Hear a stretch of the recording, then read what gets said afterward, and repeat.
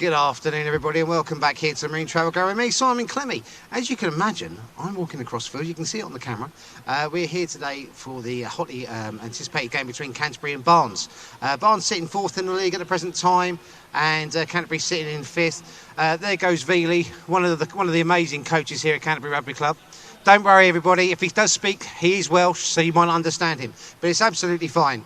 So what we're going to do, guys, as I said, I'm very much looking forward to the game today against BARNES, and more importantly, I think what we need to look at in this particular game is how we're going to actually front up after losing last week at home to Tonbridge. Not an easy game against Tonbridge in any way, shape or form. We were in the lead at half-time. Unfortunately, he capitulated in the second half. However, I do feel that was probably due to some poor refereeing decisions rather than us being poor. Because this club here, Canterbury, for me, is definitely the best club in Kent. What I'm going to do, I'm going to whip over this way. I'm going to quickly go and chat to a couple of fans and see what their thought processes on the game is. Obviously, we've got a couple of our replacements here. I'm going to bug one very quickly. Chad, quickly, mate. Prediction? Win. Love it. Win. That's all I want to hear. Great stuff. Let's come over this way. Let's try and chat some people. Now, there is one guy here who I already chatted to earlier on today, and he said to me quite unequivocally, do not come and speak to me before the game. So I decided that I would come and speak to him before the game. Mr. Morgan, get here, Mr. Morgan. Mr. Morgan, you're not from Glamorgan. How are you, sir? I'm very well, thank you, yeah. Obviously, we were chatting about the game last week. It was a bit unfortunate. However, what do you think we can expect from today's game? Plenty of tries in yellow for a start. Be plenty of tries for a man with a Morgan as a surname? Not today, no, he's off, apparently. He's off? Yeah, he's injured. Injured in warm-up. Oh, no. So, yeah, unfortunately, so, yeah, I might as well go home now, then. Well, you go home, take him home and put your feet up and watch us from home instead. I Lovely. always do. Excellent. So what do we think, though? Fingers crossed to win? Obviously, yeah, hope we win. Not too worried by how much, just as long as we get the W. That's what it's all about, really. 4 points first, and then if we get more than that, then that's a bonus, isn't it? Absolutely. And stop them getting a bonus point of any sort. Yeah, well, that's key, isn't it? So both teams won 5, lost 2. However, the issue here is that they've been picking up the bonuses. That's right, yeah. That's at the end of the season, it's the bonus points that make a difference. And Frank Reynolds having his kicking boots on today, that'd be a nice penalties, scoreboard ticking over, and we'll do it. Absolutely. So, yeah, positive. So, just going to move down this way, guys. We've got a few more fans here. Let's come and chat to this young chap. No, actually, we're going. I tell you what, let's be diverse. Let's be diverse. I'm going to be diverse for a change. Normally I only speak to blokes. I think that's because my wife says I'm only out to speak to blokes. But we're live, so it's okay. Hello, girls. How are you, all right? Good, you? Yeah, not too shabby. Thought processes on today's game? Win. I think it's going to be close. They're close in the table. Yes. But I think we've got it. Nice. I mean, agree wholeheartedly, both of them. Wholeheartedly. Wholeheartedly. So, yeah, I mean, both teams obviously won 5, lost 2 so far this season. It is a tough one.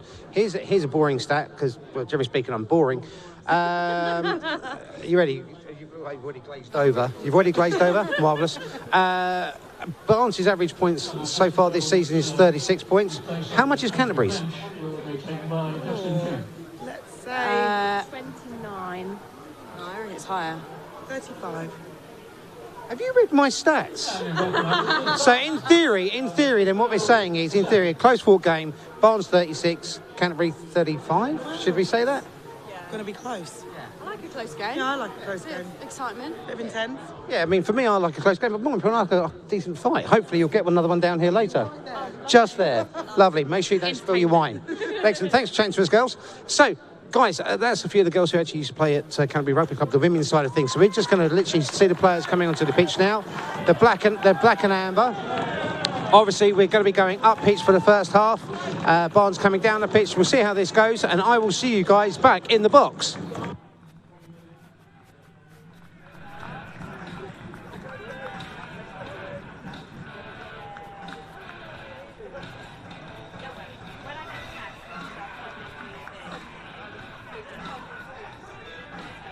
Referee Jackson and his assistants, Black Constant and Mark Woodhouse. And the ball official as usual is Chris Gilbrook.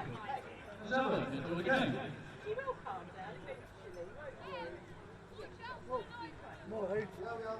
Molly, Tuesday through.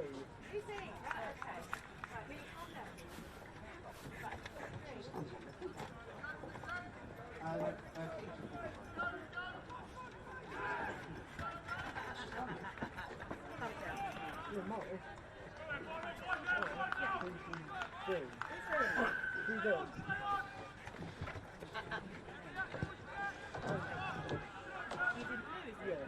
we are, guys. First half, Canterbury going up the field. Barnes in their away shirts of blue.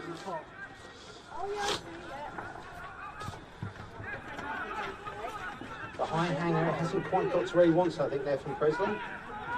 Decent enough chase, decent tackle there from Sammy Rogers, the pizza slice.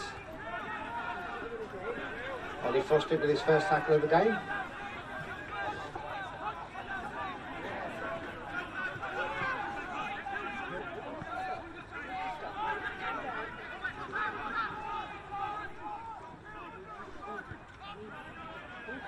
Looking to play territory there. Good first D set from Canterbury. I think Corker would be happy.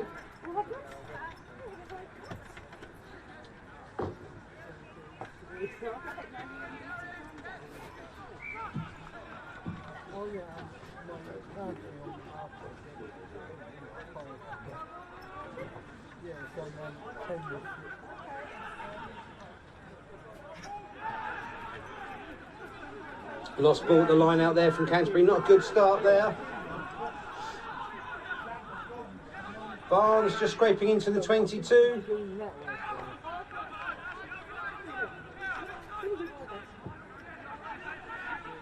Looking to try and get some points on the board early, clearly Barnes. Another big tackle there from Ollie Frostick. I think he's up to 3 so far. Jesus wept, that's one hell of a mullet on the number 1 for Barnes.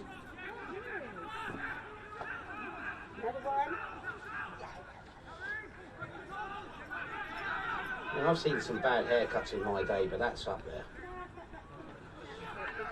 Nice little pop pass there from the 12.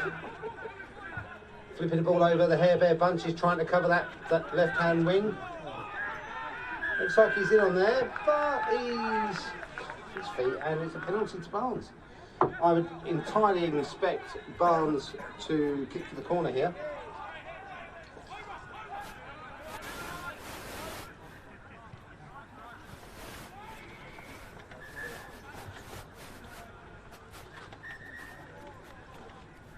Brief break in play here with Tyler Oliver just getting a little bit of treatment to his shoulder.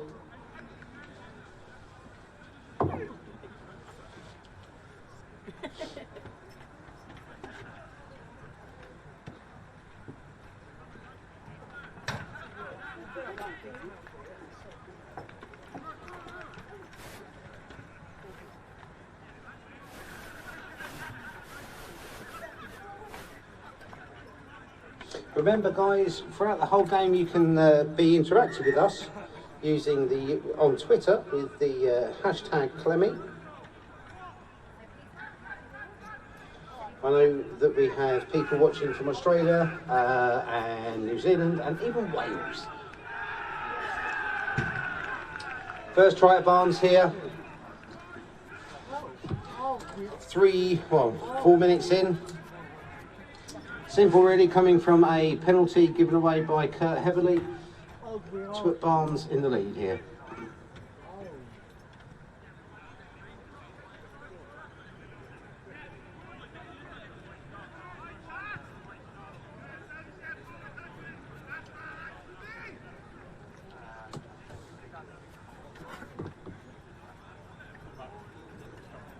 Not the greatest of starts here, unfortunately, for Canterbury today.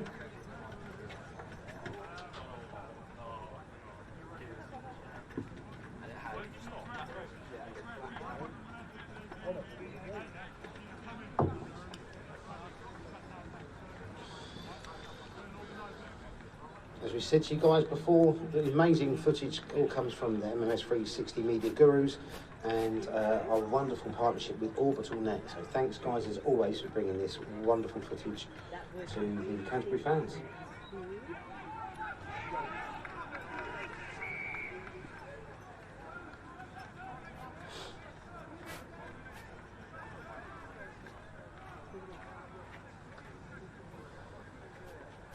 Look at that drone footage. Oh, you can really see that's fantastic work there. Very nice shot there from the Barnes number 10 to increase their lead here at the Marine Travel Ground to Canterbury 0, Barnes 7. About 5 minutes gone in the game.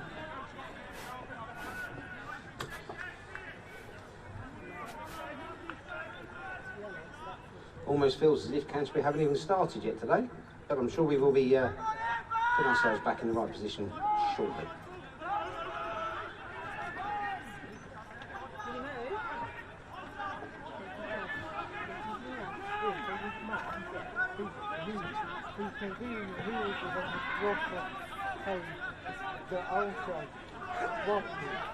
Barnes doing the incredibly boring caterpillar. Ball up and under. Fumbled by Tyler, but it went backwards. Well, that went backwards. I mean, in all seriousness, who on earth could see? The referee, you can't see it. The TJ is going to be nowhere near it. You can see that it's gone backwards.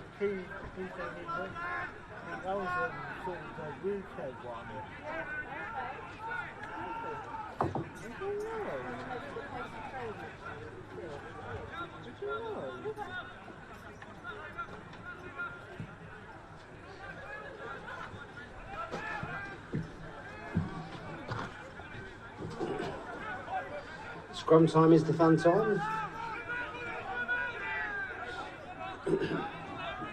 Let's see this ball be put straight in into the second row. I'm sure it will be. Nobody ever hooks the ball anymore.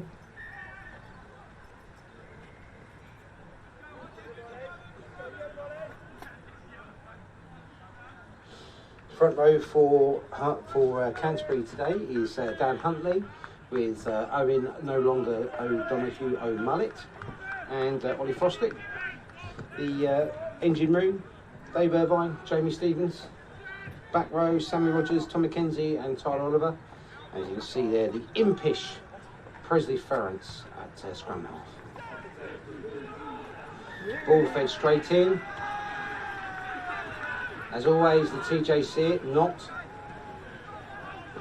Big hit from Sammy Rogers.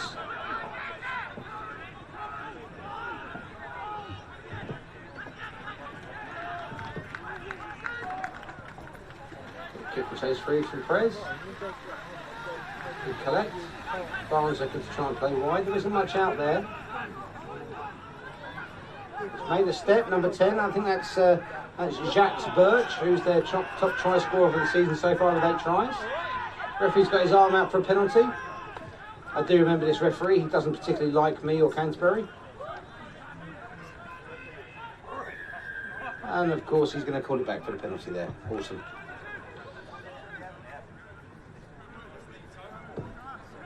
If you just joined us, 8 minutes in, Canterbury 0, Barnes 7.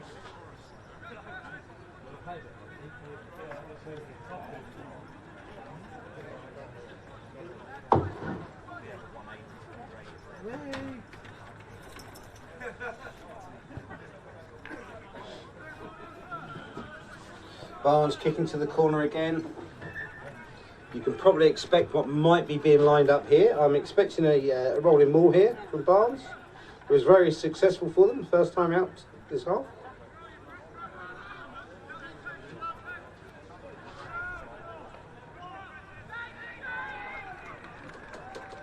Ball to the front. Just about set up.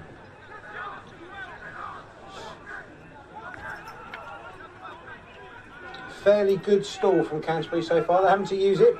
Scrum half going on a little pick and dive. Ball popped outside. Try scored.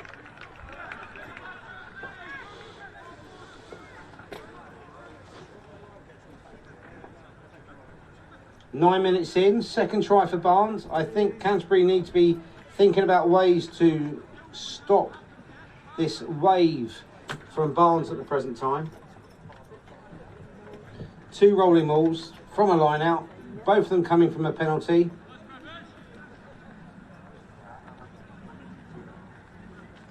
Killing us.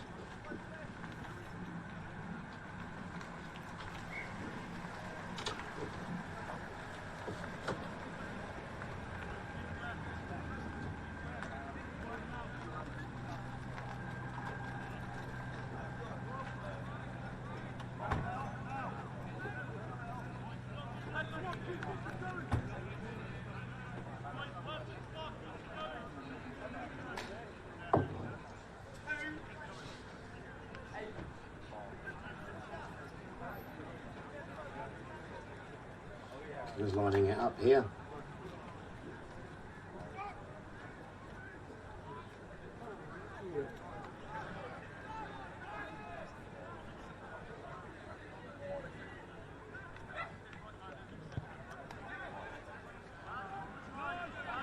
Strike is good. Barnes continue their dominance so far here at the Marine Travel Ground. It's 0 points to Canterbury, 14 to Barnes. Both tries coming from the line-out, from a rolling ball which comes from it, and both line-outs coming from a penalty.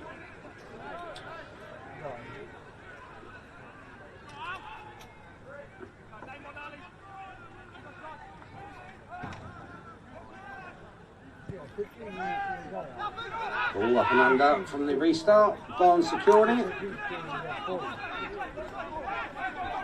Barnes number 9 looking for a... I thought he was looking to clear, but he's decided against it.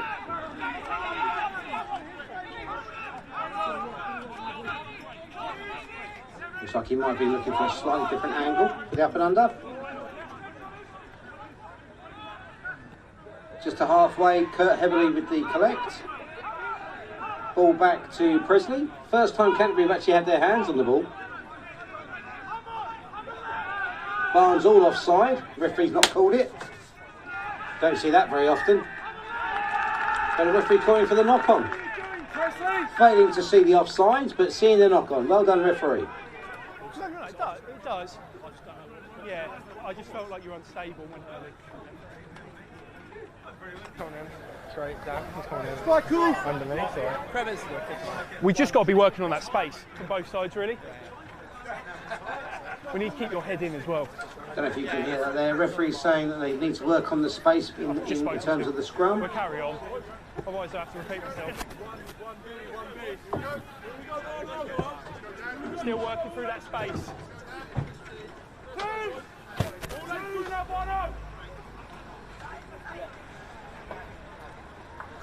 The referee will be obviously on the feeding inside of the scrum here. I'm sure he'll penalise Barnes for feeding the ball straight into the second row. Let's watch this. Yeah, look at him. Yep, he penalised it. Not. You've got no forward dominance. And yet it's now decided that Barnes will not driving straight. Full penalty to Canterbury.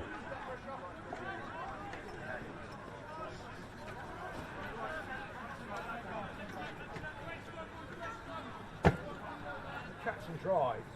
3 people without one.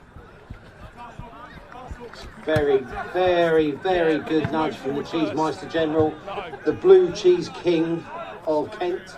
Yeah, we just need that forward motion first. First time Canterbury have been in the 22. I've already heard via our multiple footage and cameras that we have around mics that they now need to build the pressure, is what Court said, build the pressure. Barnes with a very, very good initial shove. Now, literally lying over the ball, slowing it up. And number 9 was so offside, it was clear as daylight, but the referees failed to miss it. High shot there on Ollie Frostic as well. The AR has helped us out here and told them about the offside, so that's decent from the AR. On the jumper. Yeah, I don't think it was that slow down. Good job, Mr. AR. Scrum hat.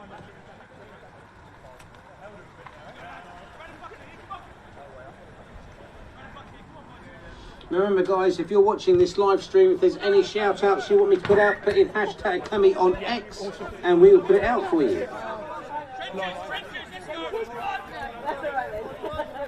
Barnes in the lead here at the Marine Travel Ground by 14 points to 0.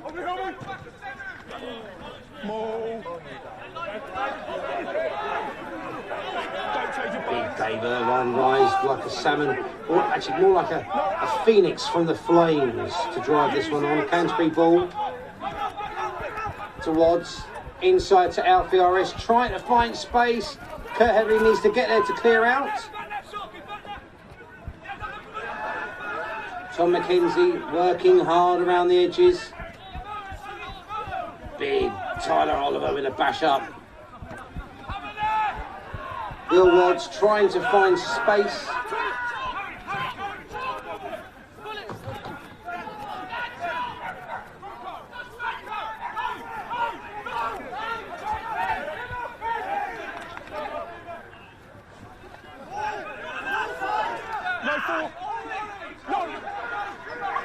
Close it.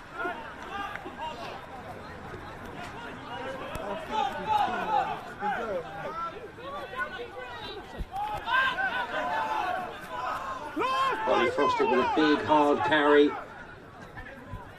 Canterbury around about 7 metres away from the try line. Captain Jamie Stevens with a rumble up. Sammy Rogers, the pizza slice, securing the ball. Ball coming out to the left-hand side. Kurt Heavily in space, feeding out Fioris, the score in the corner. What a great response! What a fantastic response here at the Marine Travel Ground from Canterbury. Canterbury now on the score sheet. 16 minutes in. 1 try to Canterbury, 2 to Barnes. Conversion to come.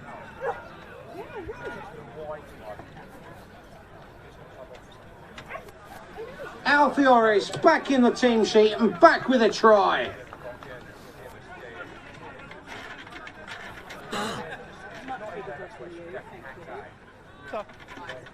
Just inside 10. That way a little bit. On you there. Thank you. That was funny, bro. I know. Ball.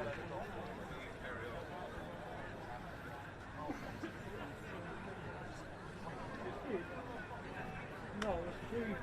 I think they're doing that. No, it's cute.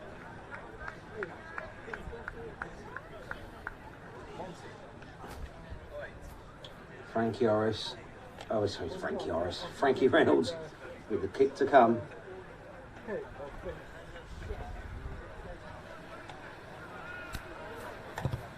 It's up. Oh, what a kick from the far left-hand side. Frankie, the Blue King Cheese Cheddar Meister with a great nudge. Canterbury 7, Barnes 12 here at the Marine Travel Ground. Yeah, we'll carry on. He's not part of the game. Don't turn off your screens, guys. Go and make yourself a quick cuppa and sit down and watch the rest of this half. Yeah, I know. We'll carry on. Come on, Tim.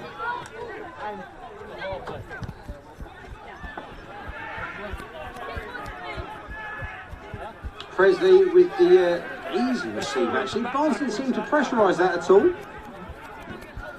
Tommy Williams feeding the ball nicely. Actually, Tommy Williams is on the field here, guys, because unfortunately Frank Morgan pulled up in the warm-up. So there's been a little bit of a change on the pitch. Comes out.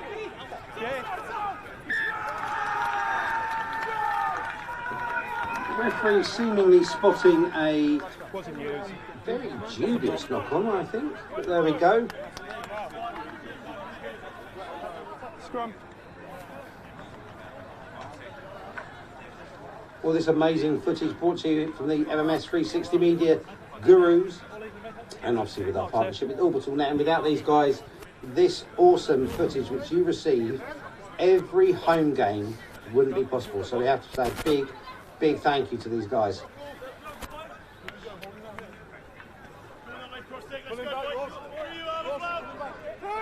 Scrum time is the fun time. Coming up here. Crouch. Bind.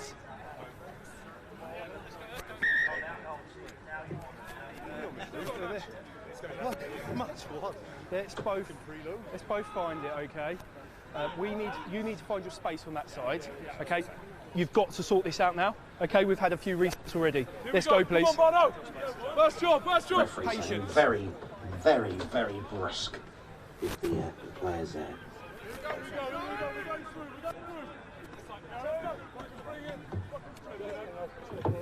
Crouch. Bind. Set.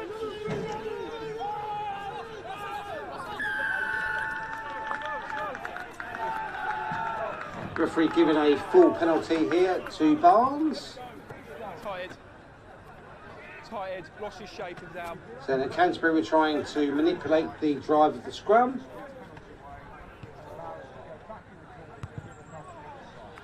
Kick to the corner from Barnes. I mean, for me, From what I was watching there, I don't think for 1 minute that would have been a penalty to Canterbury. It looked like Barnes were actually walking it round, but there we go. The referee has his interpretation, and I see it in a very different way more often than not. Does that make me cantankerous? I don't know. Barnes line out. I wonder if they're going to go for the maul again. Oh, it looks like they might be. And the referee decided to give a full penalty try for this one. Well done, referee. Good decision. Obviously, you clearly know every law of the game and you referee the game in an unbiased fashion. Well done, sir. 6. Score here, 21 minutes in here at the Marine Travel Ground. Canterbury 7, Barnes 19.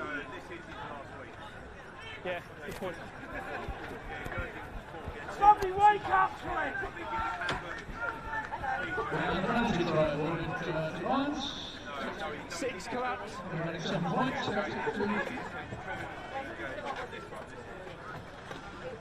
I'm assuming that Canterbury have been reduced to 14 men because if it is a penalty try, normally speaking, you are going to get a yellow. Just checking to see who's on the field still. Just to confirm that. I can't see Sammy Rogers at the moment. Reverse kick-off. Not 10. Scrum down halfway.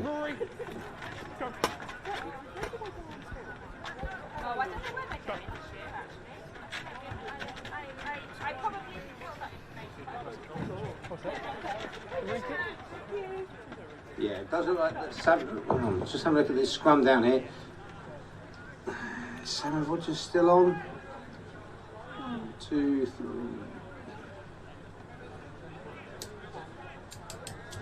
No, it looks like Sammy Rogers has been given the yellow card here.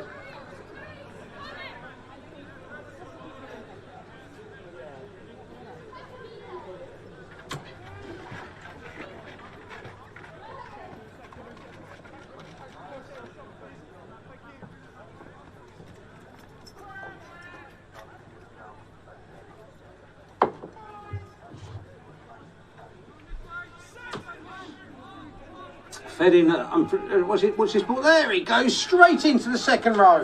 And actually, if you notice, it was actually nearly hooked back from Canterbury. Very rare to see. Ball put forward there for Barnes, looking to go inside. Great cover tackle from Presley. He still had the ball. That should be a Canterbury line out or a knock on.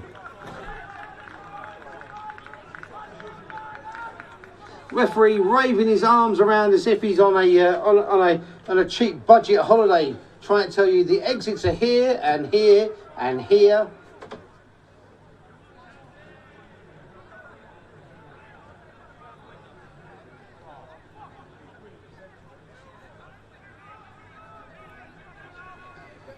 Canterbury's ball here at the scrum. Obviously now having to slightly depower it because Sammy Rogers was given a yellow card just a couple of minutes ago now.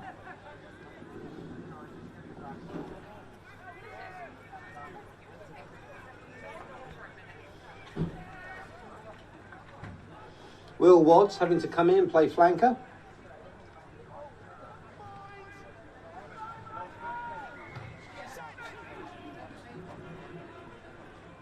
The ball is in, the ball is secure, it's at the back.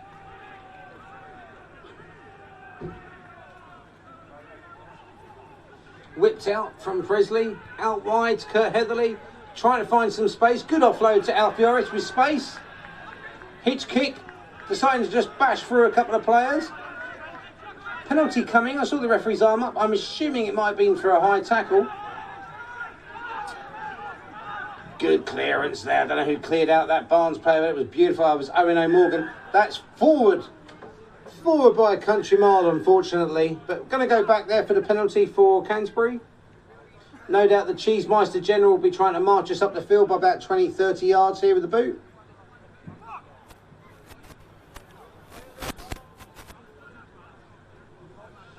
Geez, if you're getting the live footage there, not only is the Barnes number 1, George Dean, showing probably the world's worst mullet I've ever seen, but he's paired it off with a horrific moustache.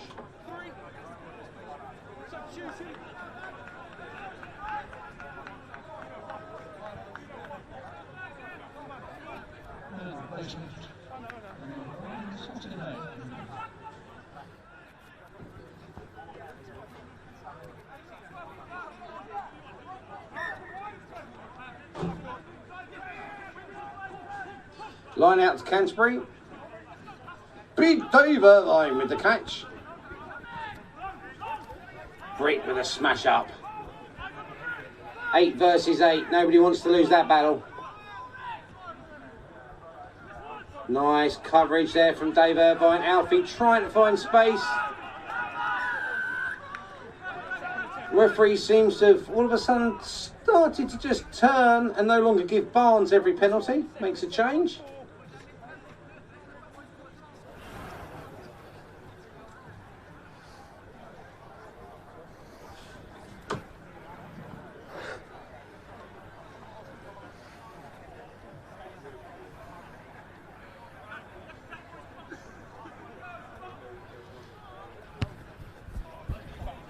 That's a great nudge from the Cheese.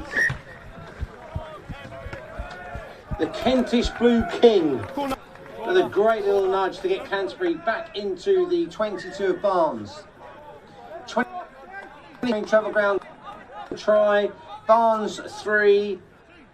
It's a bit of a turgid affair, I would say, for Canterbury so far. Everything has been going downhill. Barnes have played the slope pretty darn well, but this is now only the second time Canterbury have been in the 22 of Barnes. It's been set. The set is good on the rolling ball. Owen at the back, secured the ball. Watching each way. Barnes trying to disrupt it as best they can. Slight change. Owen's been told to go. Big bash up. He's a yard short. Barnes lying over the ball. 2 of them. Come on, ref. You give a penalty try for one, you've got to give it for the other. Not rolling away, the referee's given here.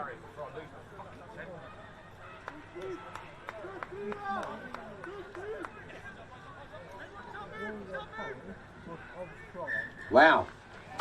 Really interesting call here from Jamie Stevens going for the point. Now, obviously, guys, you know me. You've heard my dulcet tones for many a game already. For me, I always tend to be a little bit pragmatic. I like to build a score, but I think here, just for me, I think Canterbury were just on the ascendancy, and I probably would have gone for a tap and tried to get the try. But Jamie Stevens, he's played many games to this level and higher, and I definitely will trust his decision making. So, the Kentish Blue King, the Cheesemeister General, the Parmesan Pellet, the Rockford Rocket, lining up here.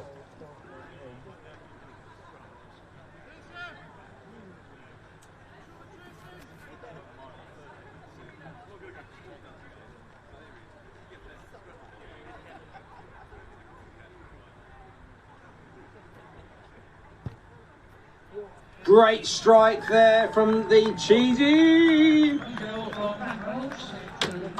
29 minutes here in at the Marine Travel Ground. Canterbury 10, Barnes 9.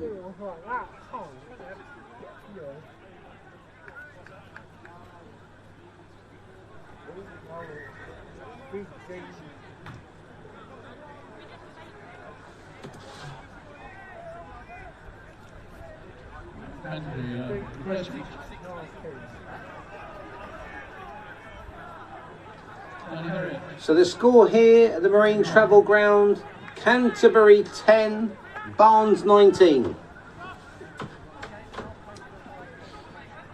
Fantastic drone footage there. Tommy Williams with a bash up. Fix up, look sharp, boys. Up and under from Presley.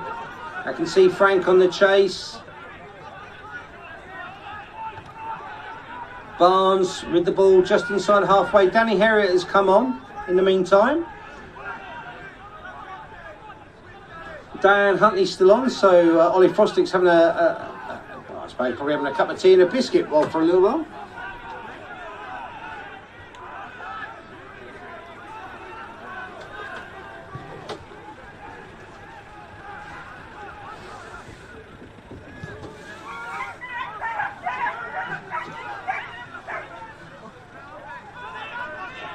Barnes looking for a deep touch. It's a good, very, very good kicks, putting Presley under pressure.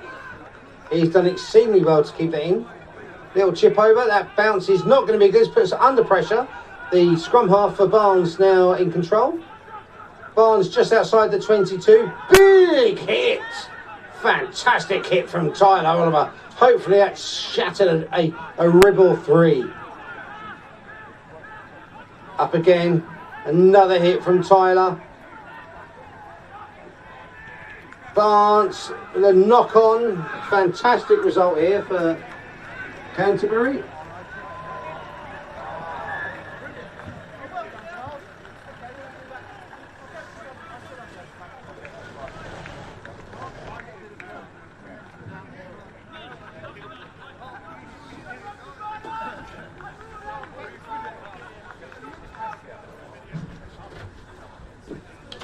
So knock on, Canterbury's ball.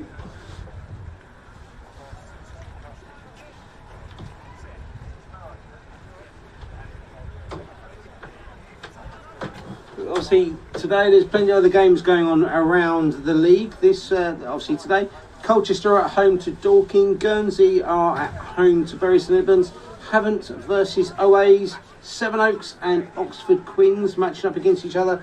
TJ's at home to Westcombe Park, so a local derby there, and Worthing versus Henley.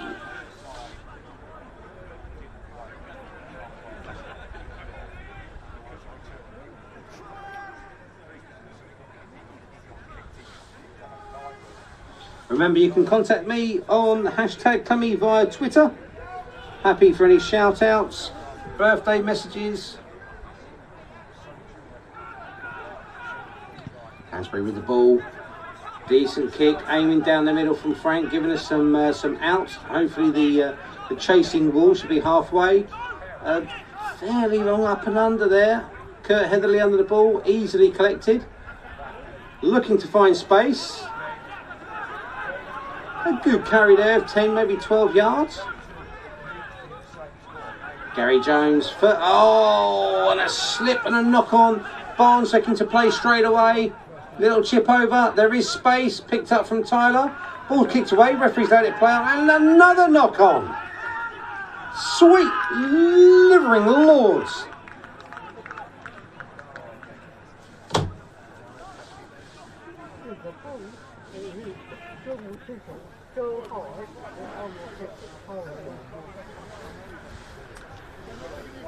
Very frustrating. No injuries, let's go, come on. Another scrum here. Cool, let's go. Let's go. Scores around the doors. At the present time, Henley Hawks are 26 points to 10 ahead at Worthing. And so when the numbers come in, I'll obviously happily feed them through to you guys. Nice and square, please. Let's go. Yes, Austin. Crouch! So Dorking are fairly heavily ahead at Colchester also. Mind. Set!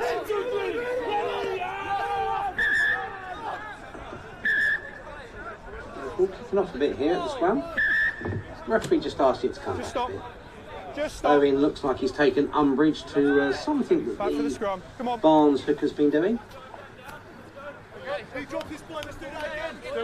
May have been some form of conversation about how bad that the loose head's haircut is for Barnes. Well, actually now he's now switched from the loose to the tight head slide. Kind of looks like one of those things. I remember viewers that many years ago, just before I was off to Glastonbury, strange thing happened. But ultimately I was shaving my hair at home and the battery ran out.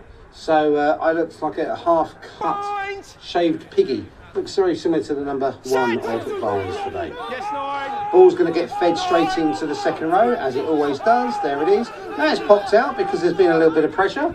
Presley on him. The full back for Barnes in the number 10 position. Good little nudge down the pitch. Carried back. So Inside the 22 of Canterbury. Thank you. Good comms.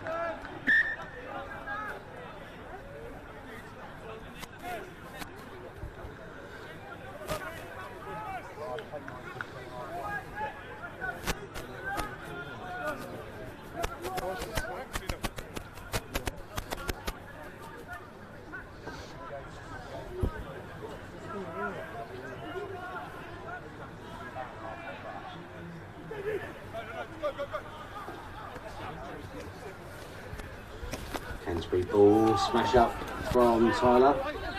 No 4! Ball is there, number 6 from the side, referee's not called it. No foul play. No foul play, says the referee. I view it in a very different way. Barnes on the attack here. If you might just see the occasional, well, a little bit more than a buttock there, guys. Big knock on from it. Second knock on.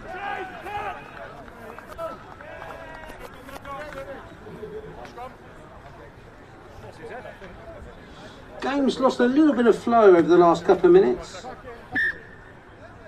Time off.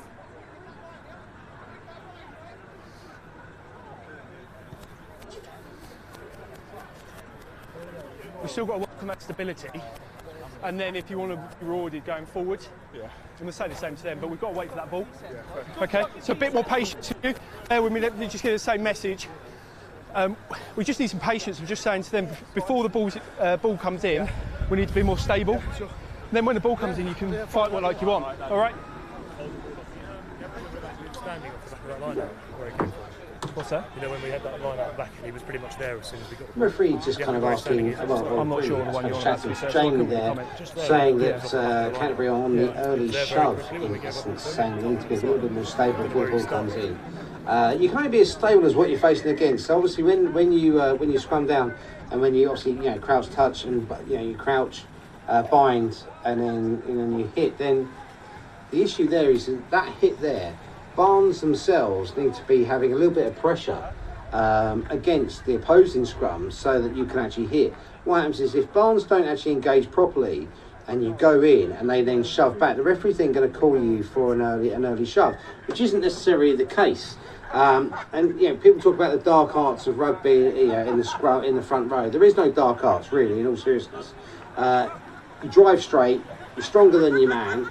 And if you have the ability to slightly change your angle, which can then manipulate the way in which the scrum's going to go, that's it. I would very much doubt, and I would pretty much wager quite a lot of money, that this referee has never in his life been in the front row.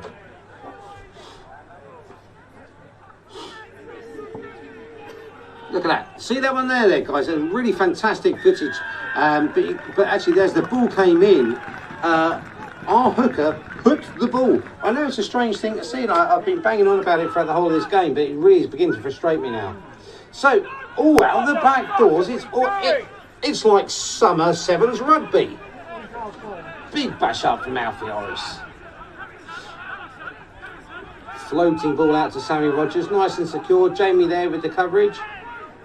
Penalty coming.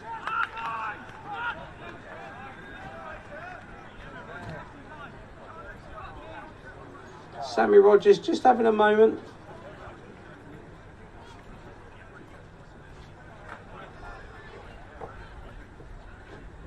Yeah, so we won the scrum and it was our ball.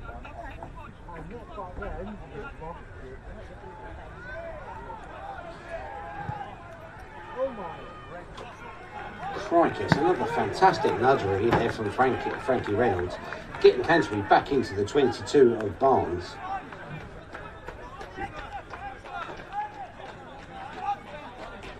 It's been a hard-fought first half here at the Marine Travel Ground, guys.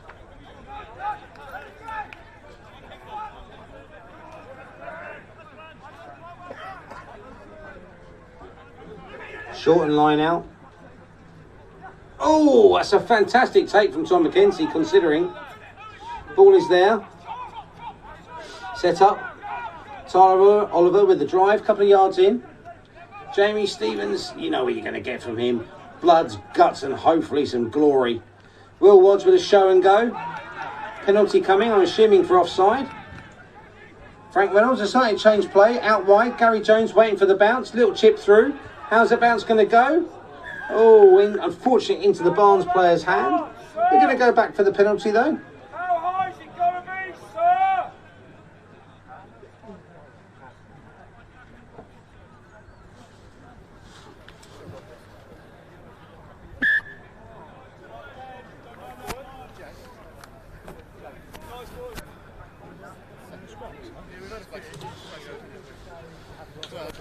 I've got to say, guys, before the previous penalty from the Cheese Monster, I thought it was a wrong decision, but this one for me would be the right one.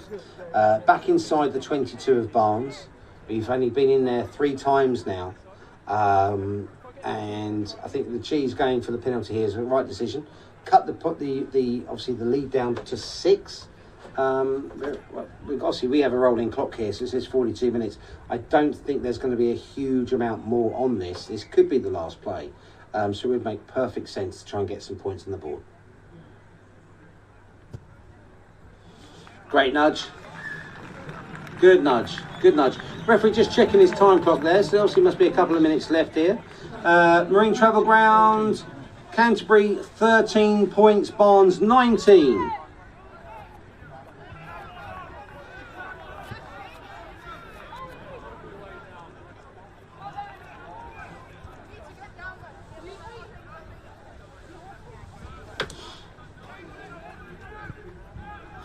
High hanging restart from Barnes. Tyler Oliver with the collect. Good clearance.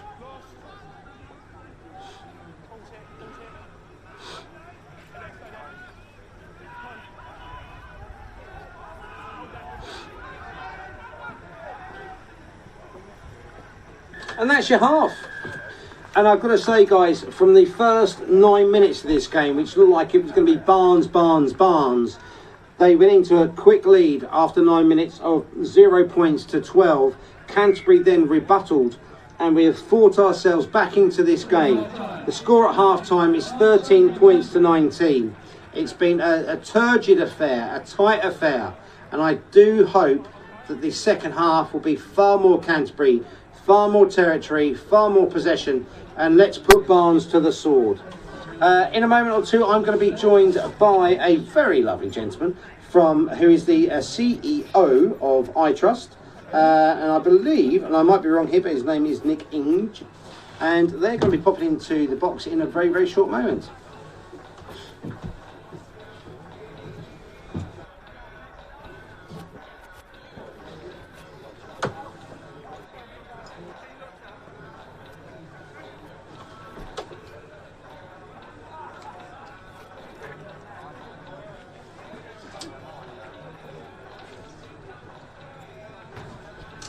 I've been joined here in the box by a very nice gentleman by the name of Nick Inge. Nick, how are you, sir? I'm very well, how are you? Lovely to meet you. Have we met before? We probably have, I don't know. I don't think so, but if we have, I can only apologise. It's only because I was probably drunk and so were you. No, that's what it was then. How are you? I'm very good, thank you. We're live here, we've got these lovely cameras. Have a pew. Take a pew, sir. Thank you very much. I just need a little fishing rod now. How's everything going? Really good. I had a lovely lunch, been invited down by a very nice man, and brought a friend, and it's all good. Yeah. A very nice man. Please don't tell me you're invited by Damien. No, that's what I mean. No, a very nice man called Tristan Ovenden. Oh, Mr. Ovenden. Yes, do you know him? Yes. Well, we actually had Dickie in here a couple of weeks back, which was, I'm going to call it solid gold. Well, this isn't solid gold, this is solid brown, probably. Or maybe not solid brown, who knows, sorry. So yeah, nice for the lunch. Whenever anybody comes in, they've had lunch here, I always tend to ask, what was it? Well, we had a nice antipasta to start with, very nice, and then we had steak and ale pie, which was delicious, honestly. I'm not just saying it, lovely vegetables, and then cheese and biscuits to finish. Yeah, Ted does tend to like a cheese and biscuit. And nice strong cheddar. I really like it. Honestly, really lovely, beautiful. And I had some lovely people on the table. Goodies are sponsoring the match ball today. Nice. So we sat on their table and they were very hospitable and we had a nice time. I didn't win on the raffle though. So, you know, that's you can't how win it it all, can you? goes. So, I know, but the last time I was very fortunate enough to go into the lunch, I did win on the raffle. We actually won the champagne, which apparently was actually Winston Churchill's favourite champagne. Was it? Which was what? I cannot remember what the name of it was now. For the life of me. 1945. I don't know, whatever it was. No, the point is, it was my birthday. We were lucky enough, we then got it, let them put us in the chiller and we drank it about 6 o'clock. Oh, that sounds terrible. What and then I can't remember anything else. I don't even recall having a conversation with Giles, but my phone has lots of photos of me and Giles smiling, which clearly must have been photoshopped. You say that, but I'm sure you had a lovely time. So, correct me if I'm wrong, Nick, but you are the CEO of iTrust. Yep. Now, correct me if I'm again. iTrust IT recruitment, is that right? In Tonbridge, around that area? No, completely wrong. Brilliant. Excellent. Have you been on that champagne again? Yes, more than likely. No, it's an IT business, it's a software business. Oh, okay, brilliant. A software feedback business. Oh, okay. Yes. Nice. So, do you want some feedback? Yeah, feedback. Okay. No, feedback. So, we supply our software to lots of organisations, not just in the UK but abroad now. And it means that any stakeholder in any part of their business, whether they're staff or clients, they can scan a QR code and literally send a report, good, bad, indifferent, straight into the client's inbox as a PDF. There you go. So we started out in SMEs, we started out in football, we've now got it in rugby, cricket, charities, education, across the world. So. And how did iTrust kind of stumble into that? Well, how long have you got? Damien said I've got 5 minutes, so mate, I'll tell you what, don't worry about Damien. What does he know? I mean, he maybe give me the dirty eyes for it, but I don't really care. That's because he's fancy, mate. That's what it is. Nothing wrong with that. Sorry. Yeah, no, I used to be in the police. I retired nearly 5 years ago. Nearly 5.5 years ago now. Spent most of my service recruiting informants and criminal whistleblowers, and thought, how can we take that skill set into the corporate sporting world? And if we can keep criminal whistleblowers safe, then I'm not James Bond, honestly, believe you me. No. Speak to my wife. Yeah, and the line I use, what's your name, sorry? Simon. Simon, nice to meet you. If you saw me coming out the English Channel in a pair of Speedos, Simon, it's not a pretty sight, right? That's where we recognise you from. You were doing a cross-channel swim, weren't it? Yeah. And I was on Shakespeare Beach with Dover sunbathing. Yeah, I was covered in goose fat. Yeah. Oh, that turn around. I recognise you. Now we know. Yes, with your bottle of champagne. Anyway, so I thought, how can we take that into the corporate world, sporting world, if we can keep criminal whistleblowers safe? Because no one likes being a grass for a snitch, right? And so how can we do that? And that's where we are. So, yeah. Well, I tell you what, I think there was a bit of a grassing and snitching around Faversham actually today. This morning. No, got him. I was cutting back my hedge, cutting back the bush, and we can take that however you want to take it. And a guy came up to me and he said, "We've had complaints that somebody's been dumping their garden waste just over there." And obviously, me being a good citizen, I said to them, "Never seen that before. Never seen that before." And he goes, "Well, there's somebody down here. For some reason, when we asked them, they wouldn't tell us what number they thought it was." And I thought, "Oh, okay, well, yeah, very nice." Anyway, nice conversation. Benefit is he let me dump all of my garden waste on his van. But there we go. So 5.5 years going well. Business going well. Very well, thank you very much. Yes, we've worked with a very large retailer in Pakistan recently. We've got it going into Australia. We've got it with the official speak-up partners of the Isthmian Football League. So we got it on trial in the Royal Navy. We've got it in lots of organisations, and hopefully we'll be having it into Canterbury Rugby Club very soon. Oh, fantastic. So that's one of the reasons why I'm down here today. So. Oh, well, mate, it sounds like it's moved on in the right way. There's also clearly a gap in the market which needs to be filled, so I mean, fantastic. Unfortunately for me, I wish I could say that I can find a gap in the market as an electrician. But unfortunately, we all do it. That's another conversation after this, maybe. Well, maybe it shall, Nick. So I will leave that to you, Nick. Have a great rest of your afternoon, mate. Go and get the red wine in, and I'll see you in about an hour and a half. That's very kind and nice to meet you. Thanks for your time. Enjoy the show. Thanks ever so much. See you later. Cheers. Thank you. Wow, mate, I've got to say, I love the fact that we have this amazing setup here within Canterbury Rugby Club. We get people just randomly coming into Cody's box. Not only have I just had one bloke in my blocks, I've got another gentleman coming in, slowly and surely. How are you, sir? How are you, sir? Now, I've not been prepped. I've been no prepped upon you, sir. So you need to fire away. Tell me, sir.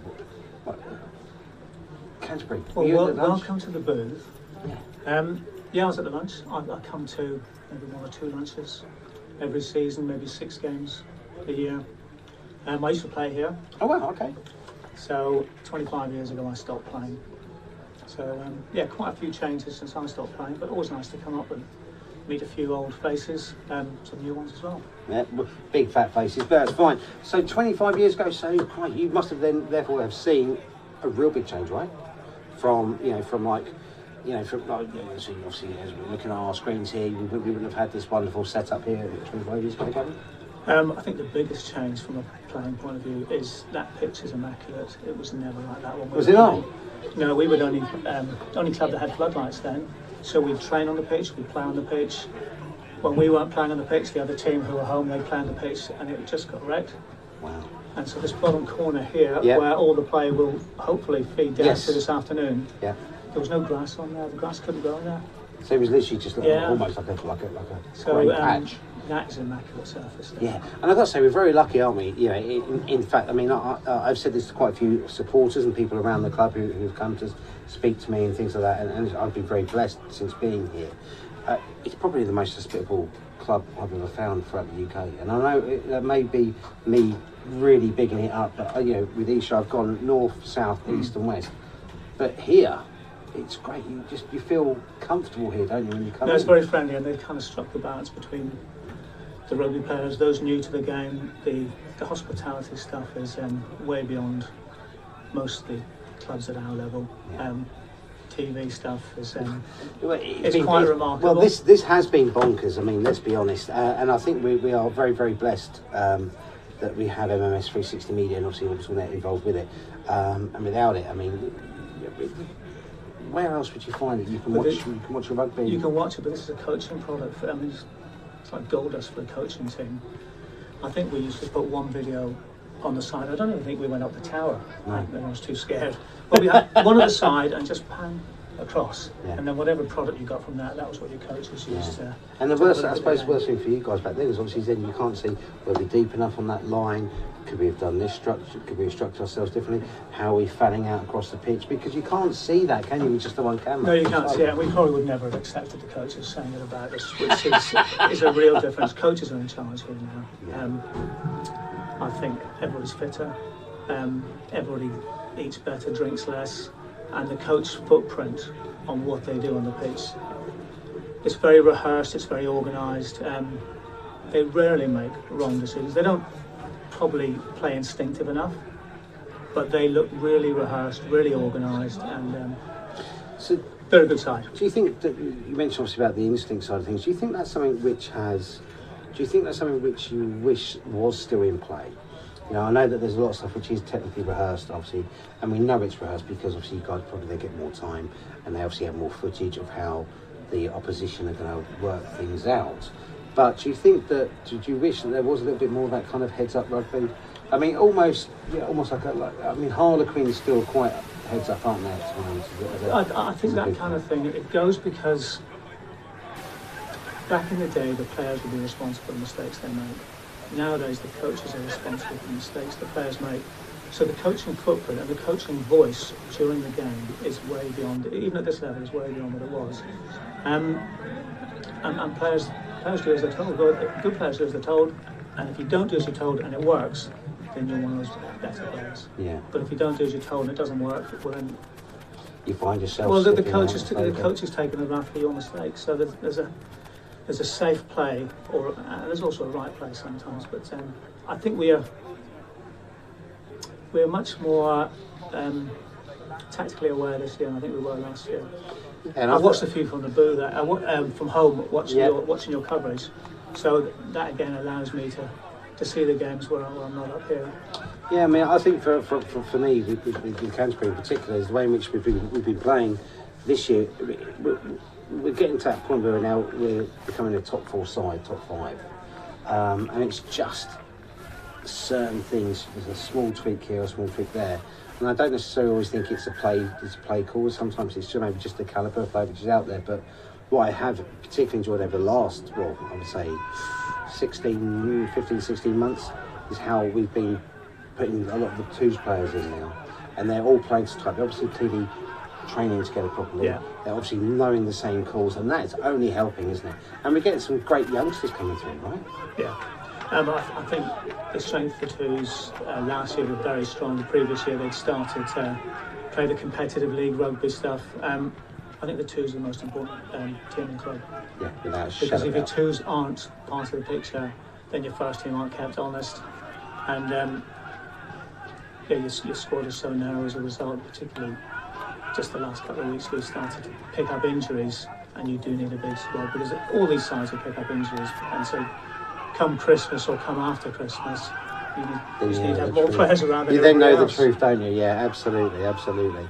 Well, Gavin, I mean, it's great. It's good. Thanks. I mean, you were captain of the club, correct? I was, yeah. I did 3 years as captain. I played for 10 years, yeah.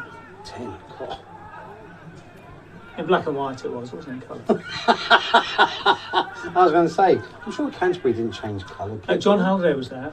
Oh, was he? I've heard him. Oh, that's I've unfortunate. heard him steal some of my quotes in here. Oh, I'm not surprised. I mean, that's just Halliday, all in all, isn't it? I mean, a man who steals many things, what can I say? But Canterbury here on the ascendancy, just beginning to start. I mean, I would say, it's unfortunately a knock on there, but it's the first time I think we've seen Canterbury go through maybe 10, maybe 12 phases there in quite a while.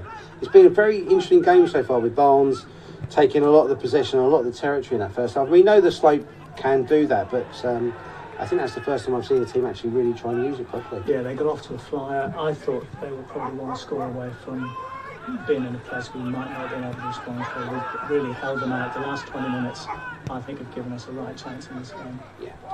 Let's hope that turns out to be the case. Yeah, and I think my biggest concern was, as I said on there, was that we created an opportunity at 7 points to 19, and we didn't go for the corner.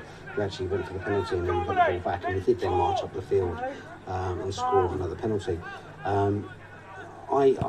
I do kind of like quite a lot of swashbuckling rugby, and it probably comes from the fact of being a Harlequins fan for many, many years.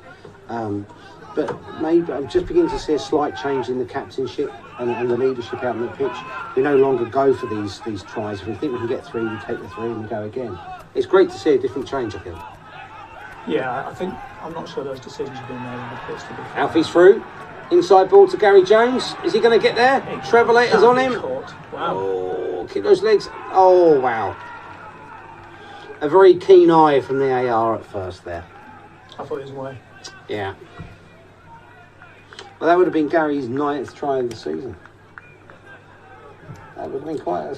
He gets them in threes or something, doesn't he? Well, it gets me threes where he steals them from the forwards when there's a rolling maul. I did a couple of weeks ago. I did say to him that if he gets 10 before Christmas, I'll buy him a present.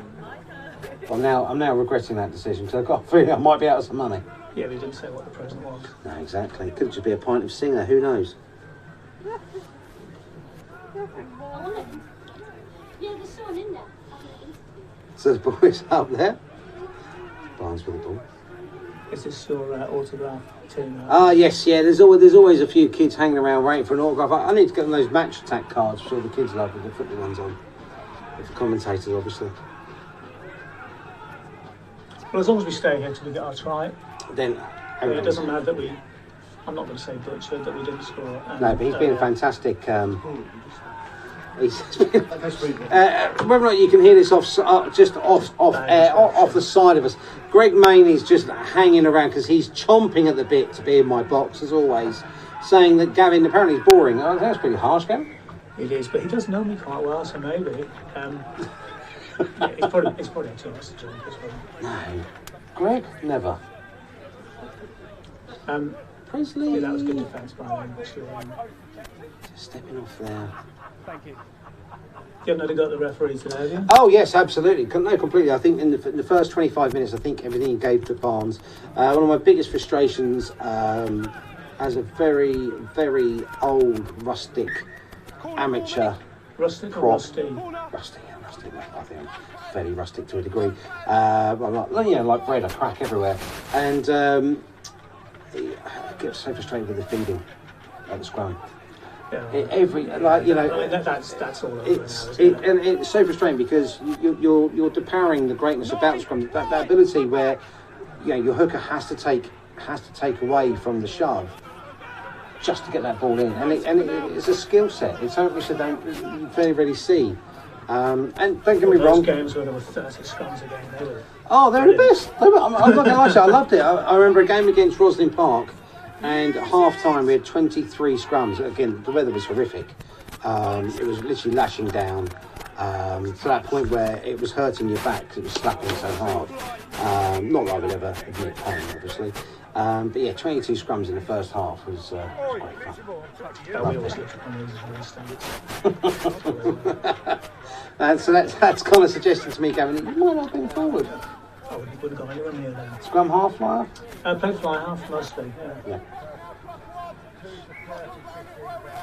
So what do we think of then, if you're playing fly half, I'm going to use your expertise as to how you think Frank Reynolds has been doing this season.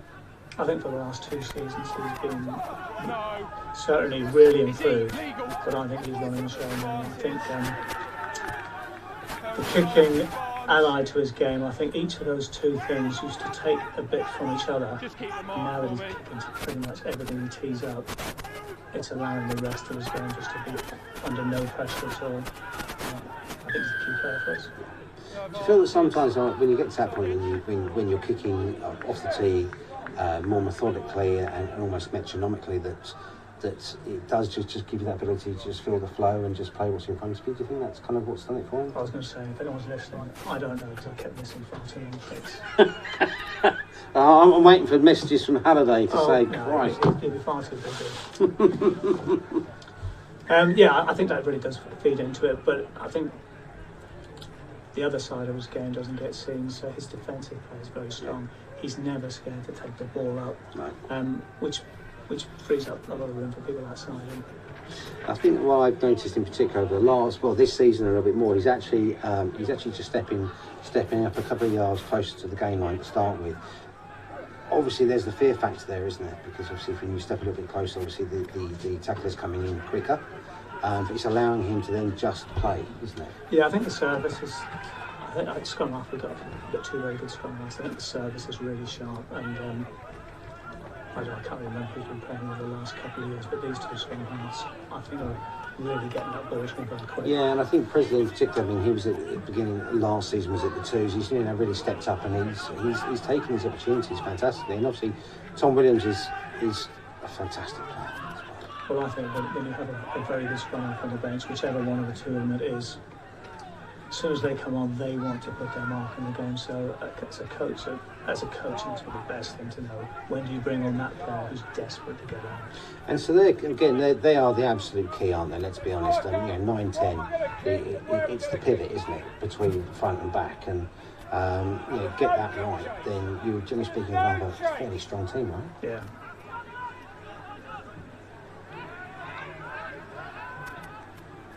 Barnes just going up the pitch here at the Marine Travel Ground.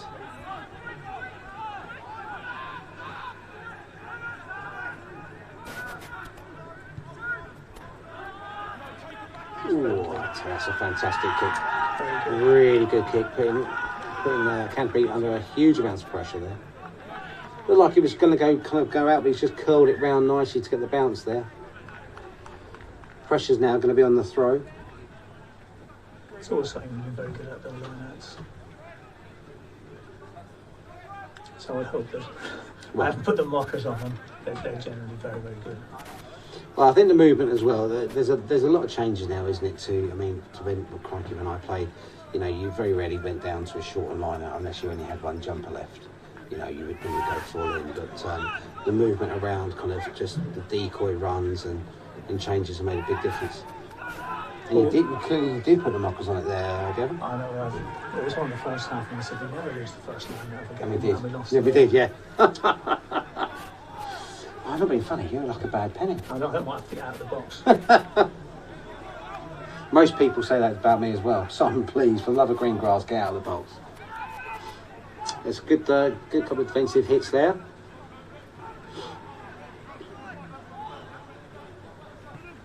A little bit dangerous. Yeah. Can you get the feeling they're going to... Wow. Thought the hold on's fantastic, D-set in the end there then. boys are going to be very happy there. Cheesy just spotted something. Crossfield kick, space there. Is it the bounce? All about the bounce. Alfie in space when I play on his own. Will Wads. That's that instinctive. Yeah, it's just brave, isn't it? It's almost like sometimes getting the shackles taken off you, isn't it? Yeah. Oh, it's a shame. It's 50 yards though from where we were. It's a great return.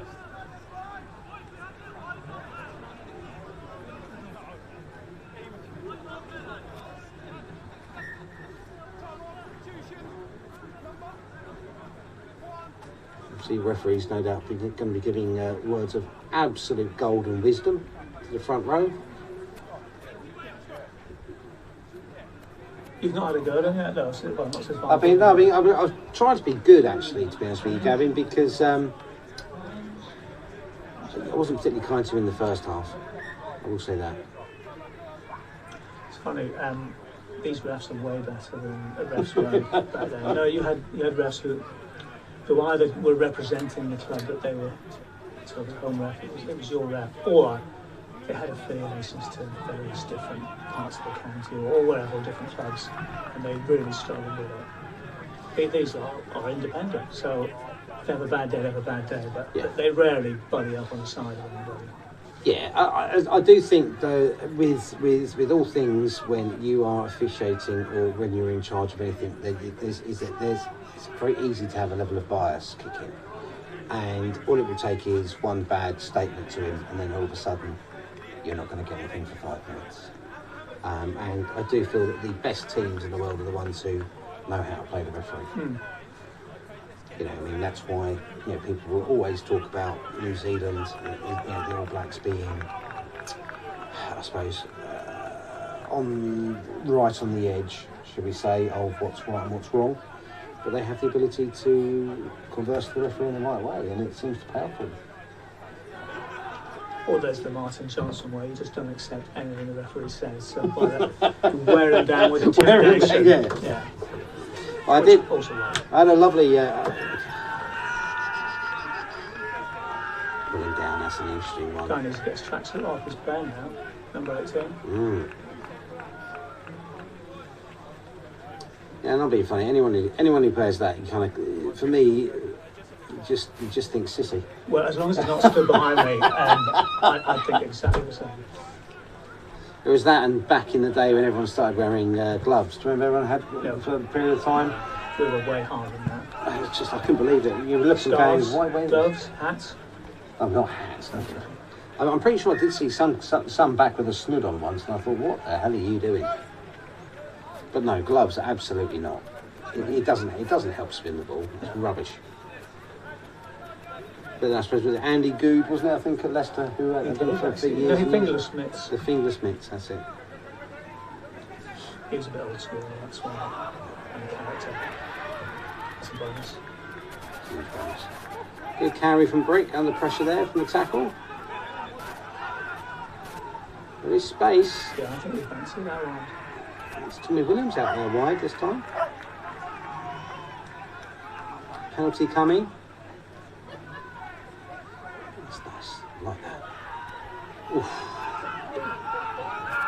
He's done so well coming in, Tom McKenzie. Was he second team player or was he come from? He's been unfortunate with injuries for a while, but he's coming in the last, I think it's now the last 4 games, and he hadn't started. He's gone straight in and done a fantastic job. So Harvey Furno's out for a couple more weeks, I believe, due to the red card. But yeah, it's nice to have players who are really mobile in the back row. I think we'll always have the backs against everybody. It's just the link between the pack and the backs is what we're after. Going back for there, I probably would have preferred to have the knock on up there, I think.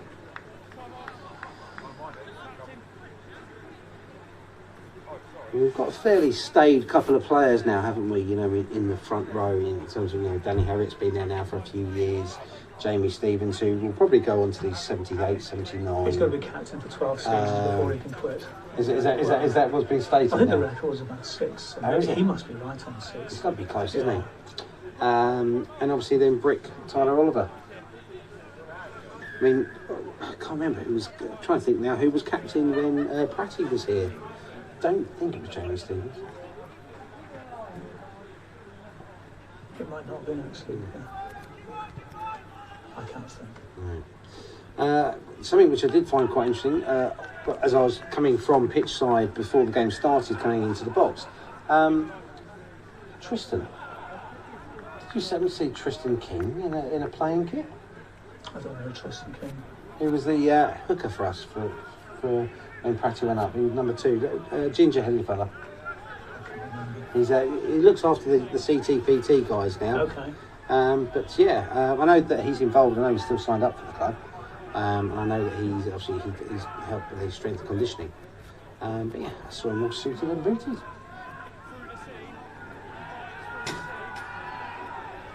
Is there still no score this time?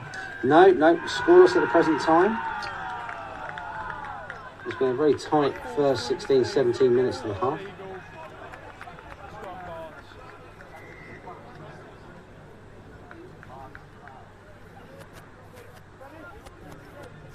We hadn't gone off the mark, have we? So we're in 15. I've got a lot of points. There's only 2 scores at that moment.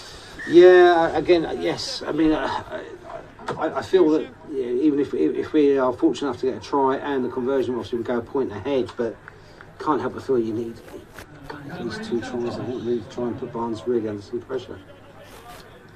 Yeah, there's probably one chance to each side, one chance to us, one chance to them. I suppose the balance is that neither. But they didn't get it even when we didn't get ours. So this side, both teams in pretty much the same situation in the league. They're 4th, we're 5th. 3 points separate us, both with 5 wins, 2 defeats. Obviously, just bonus points here, there, and everywhere. It was a shame we couldn't get a bonus point here at home last time out against Westcombe Park, but it wasn't enough tries, unfortunately. But 29 points from Frank Reynolds, 24 of them from the boot that game. Yeah, I can't. No, I was saying how streetwise and how smart we are. I think we kind of lost sight of that extra point as we were cruising to victory. Yeah. Great game to watch, though. It was a good One of the game. best games I've seen up here. I think for me, it's still going to be the Henley game when we went up that season. I think there was 2 points, 2 minutes left, and we had to march down the field from their kick-off, and we had to score a converted try to win it, and we did. A fantastic game. Big scores as well. I think it was both teams were in the 30s. Yeah.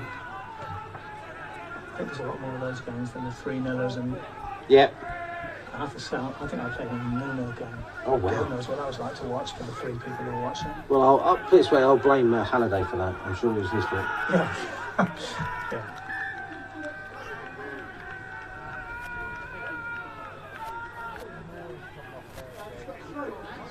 Well, I'm going to get out there.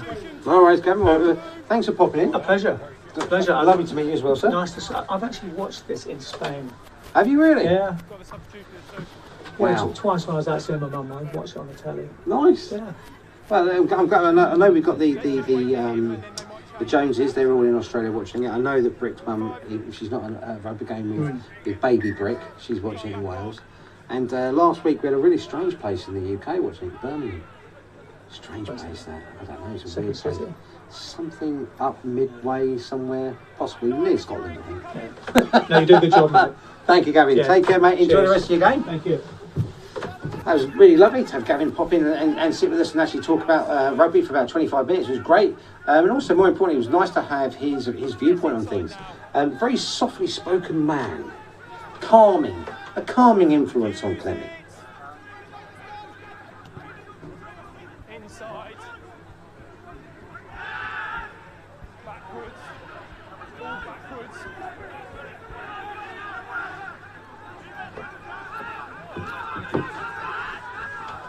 Canterbury's ball, there's a good chop from Barnes. Alfie Orris trying to find space. Where are we supposed to be? Knock on when it's not needed. Barnes on the turn. Shanked straight out though. Might go back for the penalty. Let's find out where we're getting it wrong.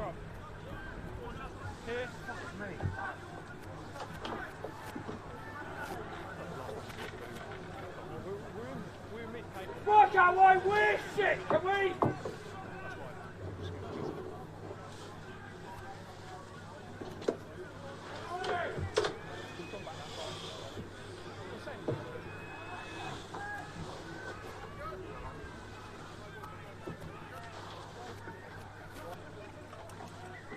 Let you tell him that next, Jamie.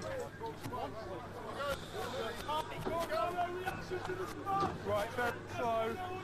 Stay there. Back for me. Thank you, that's yours.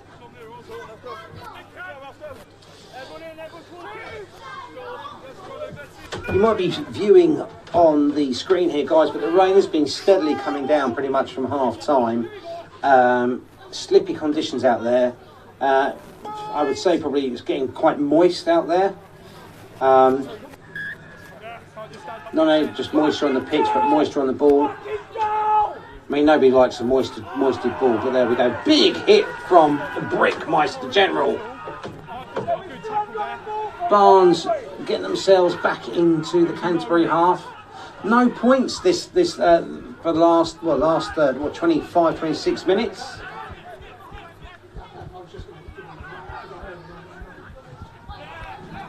Little kick across there. Canterbury line out just inside their own 22 to come.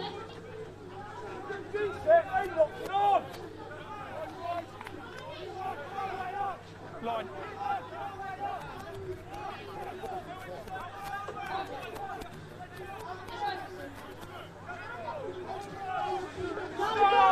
Questions, Canterbury, come on!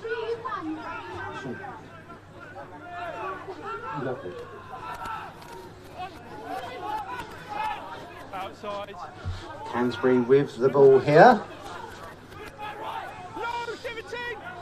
Both games, as we were chatting to Gavin, I was just alluding to the fact that obviously we're 7 games in to the season. Barnes have got 5 wins and 2 defeats, as does Canterbury and as does Barnes. I'm being joined here now by a third bloke in my box in the best part of 25 minutes. Christ, I feel like a revolving door at King's Cross or at Harrods or something. Actually, I suppose you can't say Harrods right now, can we? No. You know, with all the fiddling stuff going on. But there we are. Hello, mate. How you doing, Greg? I'm very well, mate. You? Yeah, not too bad. You left me in here with Gavin for nearly 25 minutes. Sorry about that. It's caring the community. Lovely chap. Oh no, top man. You know, a very soft-spoken man. Yeah, no, he's got opinion on everything, but yeah, some of it's worthwhile. You know what? You calmed me down in a strange way. You know, like soothing music would calm a baby. Okay, like a psychotherapist sort of thing. Yeah. Well, a lot of people have said it for a while that you need someone like that. Yes, absolutely. Well, yeah, I'm glad it helped. Oh. I tell you what, mate, it's a bit moist out there. It's wet, it's moist, it's mucky. Yeah. Nothing like a moist muckiness. It's going to get a bit slippy as well. It is going to get slippy. Slippy when wet, apparently so. A bit of a strange half, mate, so far. Well, we started not straight. Oh, that's harsh. That is seriously harsh. Hello. Don't get me started because there's a lot of things I don't like about this referee. And you know what? When they came out at the beginning of the game, he looked at me and he knows. I'm pretty sure he knows me still from Isha. Because I'm pretty sure this is the guy. He said to me at one game, there was a red card which we shouldn't have got because our guy retaliated to a punch that he had. He didn't red card or yellow card the other guy. I then went up to him at half time. I said, "What the bloody hell was that about?" And he said to me, "That's a swear word. You're swearing at me." I said, "No, it's not." He said, "Bloody's a swear word in my house." And then I told him what a swear word was in my house, and I think he still kept hold of that. Okay. So maybe it's my fault. Yeah, possibly. Yeah, it's been stacked up against us now. No, there's a few decisions. You know me. I like to support the referee. I never use the words like you use, like biased and so on. But there's a couple of occasions he's given a penalty against Barnes, and then we have kicked the ball, and he's blown for the penalty while the ball's in the air. It's like, well, hold on a minute. That's not an advantage. We haven't had a game advantage. They could have dropped it. They could have knocked it on into our arms, and we could have run through and scored. So the advantage hasn't been played out. So I'm just a bit unsure about where his line is. But yeah, no, anyway, I agree. And there's a point in the second half which really did annoy me, and I will agree. I mean, obviously Gavin was here soothing me, like you would rub Vicks on your chest to soothe the cold. But we did kick the ball away. way, it was we had a full penalty coming. He kicked it only about 15 yards, and they knocked it on, and he went straight back. And I was like, well, no, I'll take the knock on 15 yards further up the pitch. Thank you very much. But I'm not convinced with him. But there we are. Again, ball fed into the second row by Barnes exceedingly brilliantly, and well done as always. Again, no points in 20. No. Clear release. Okay, I'm not sure. Yeah, I know it wasn't releasing, but yeah, he's very, very quick to give a decision. Which I suppose we had this conversation before, Clemmy. If he's consistent, that's fine, but it's inconsistency that ruins a game for both sides. You know, so yeah, I'm not sure that there's the same sort of consistency there. No, and I think giving you're the right. penalty straight away, or letting the game run on a little bit with an advantage. Yeah, I think what gets me there, you're right, is the inconsistencies from him, and it does known frustrate me. unknowns. Yes. Or the unknown. Yeah, no. Yeah. I know. How many? Did you have an extra glass of red? No. No, it was a lovely lunch. I heard steak kidney pie. Steak and ale. Oh, steak and ale, was it? Mate, lovely. I've not had a pie in many a year, and I should, because my dad's an award-winning pie maker. That was very.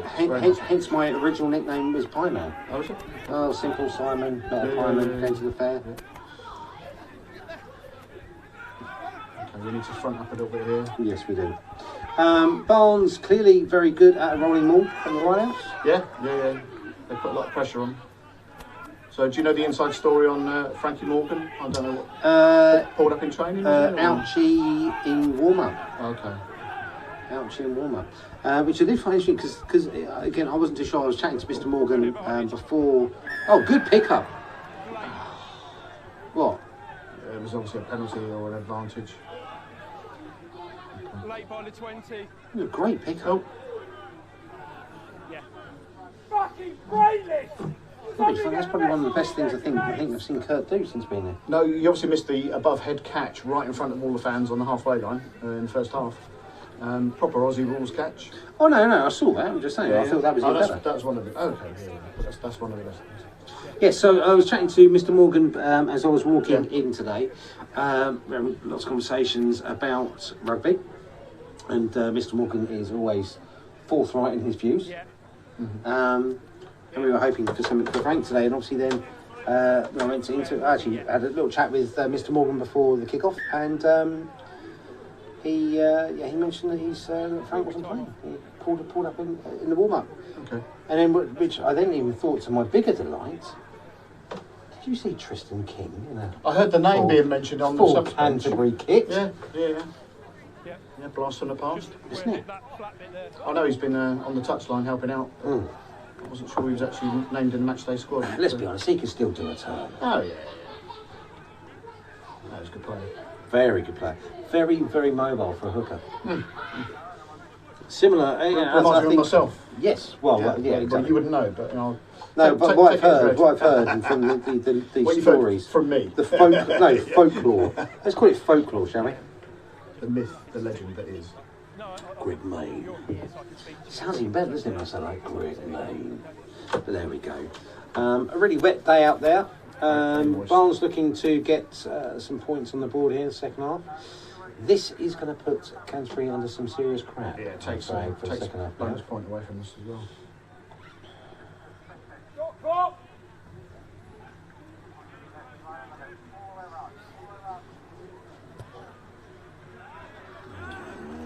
Yeah, good strike there. We're nearly 70 minutes into the game now, with Barnes just moving slightly further ahead. 13 points to 22.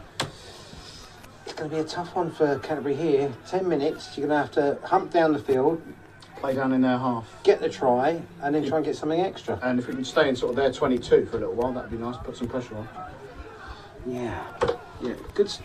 High-hanging restart. All going back to Canterbury. Presley with the ball. Brick looking for space. He's carried well today, Brick. He has done well. He has done well indeed. Being impressed with Alfie once we've been able to give him space, but that's the tough part, isn't it? Oh, that's a good take from Gary there under pressure. Slow ball away then. I've got to say though, Barnes have been exceedingly good at being offside. Barnes have been offside so many times. They're nowhere near the back foot, and the referee and the AR have been duped into everyone. They've not given enough. They're offside every time. On the edge. On the edge. Keep going. There was a bit in the first half, towards the end of the first half, that Danny Herriott, you could see it on the screen on the live stream. He was screaming at the Barnes guy, going back foot, and the Barnes guy listened to Danny Herriott before they listened to the AR. Really? Yeah.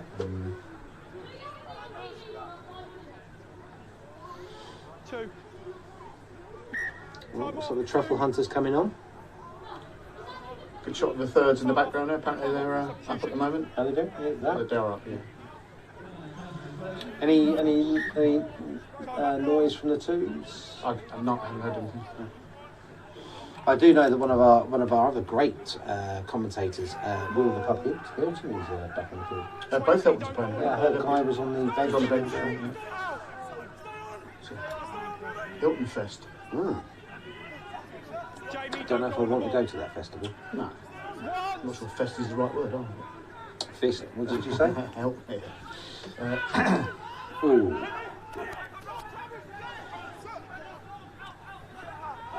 Good snaffle there from, I think it was Brick as well. Chad Thomas is on the field. Use it.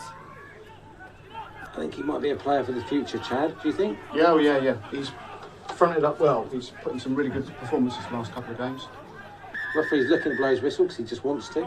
It's a bit of shenanigans. And we did mention it. Yeah. Oh, hello. A little tete-a-tete. Yeah. Back that way. Canterbury, back that way. Ref's laying down the law there. He can't lay We haven't got any foul play, he have we? couldn't We lay need to talk carpet, about mate, this one. Okay. I'll borrow you. Jamie as well. I didn't grab your name before.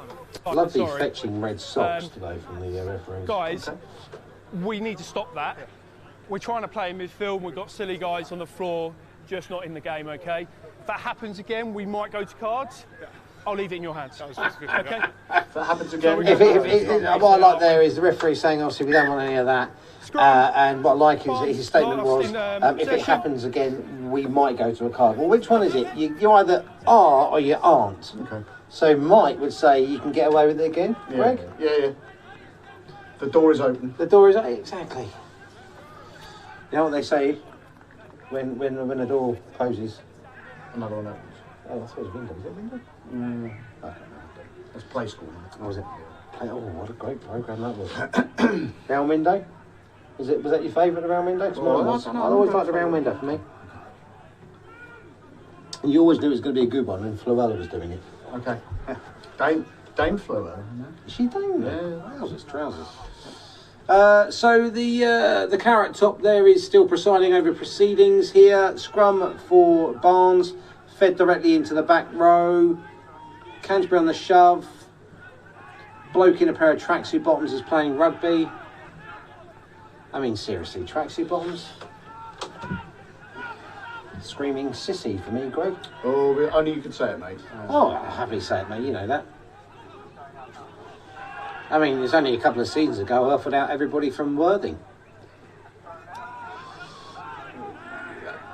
What's he giving now? Was that a high I'm shot? going to assume he's going to say hi, but the fact that our guy was literally almost on his arse when he had to take the hit says it all, doesn't it? There we go. Of course you will. He's made his decision. This is what, and I was like, you know what, Gavin said to me when he was in here, and obviously I was a lot calmer when Gavin was in here. Christ, he was calming. He said, you've got to go to referee in this half, but I am going to start having to go to referee because the fact is, he's making calls now which are ludicrous, and the fact that I'm talking about him says to me straight away he's having a bad game. Because if a referee's having a good game, you shouldn't have to talk about him. And it doesn't matter about the scoreline that it's Barnes 22, Canterbury 13. That's just a byproduct of his horrific officiating. And I really hope he listens to this live stream and contacts me, because you can either hashtag Clemmy me, or my email address is Clemmy, CLEMMEY77 at googlemail.com, and I will happily show you how bad your refereeing is. Clemmy standing off his soapbox. And not representing the views of Canterbury Rugby Club, I should add. No, absolutely not. Again, my opinion is my opinion. Everybody's allowed their opinion. It's their opinion. No, of course. So the question is whether or not you actually are going to be concerned about somebody else's opinion. Because if it's their opinion, it's not your opinion, so does it really matter? However, we can all learn to become better, right? We need to get away from here. We need to turn this over if possible. We need to have another big descent. We need to get down that field. We need to get not leave space gaps. there. Need a fold across. I think Kurt's under. He's got a couple under there, isn't he? Over there. Yes, the 2, 3. Nearly a snaffle there from Chad, I think it was. What are you going to call there? That's almost exactly the same tackle which just happened, but there's no arm there.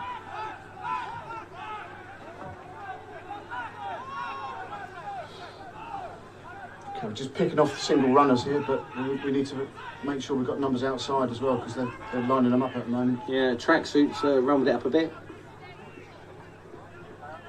That's a good line. I like that. That's nice. Oh, that's a good hit. Good hit. Who's having the hit? That's not Chad, is it? That's is that Henry Carey? Is that Henry? That's Chad. That is Chad. I thought Chad. I thought Chad had the scrum cap on. That's a good hit. Positive hit. Ollie Frosted back on. I tell you what, he started the game well. Yeah, big tackle counts actually from Ollie. He was serving me beers in the Miller's Arms yesterday as well. Oh, was he really? The Millers, where's that? Shout out to Miller's Arms, down in the middle of town. Oh, yeah, Miller's Arms, yeah.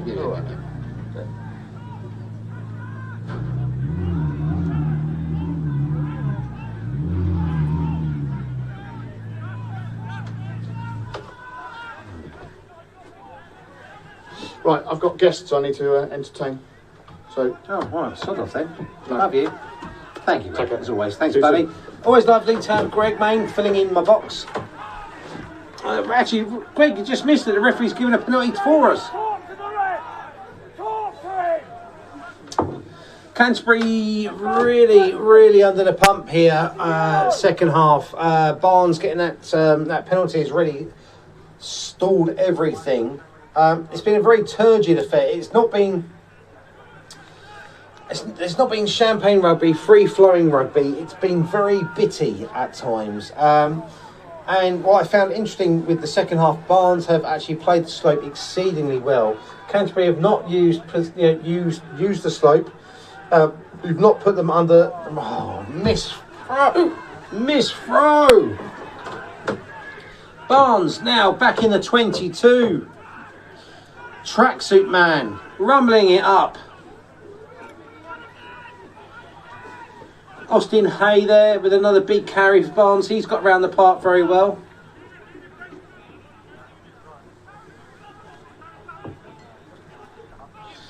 Big hit from Chad. Chad and Henry Kenny together.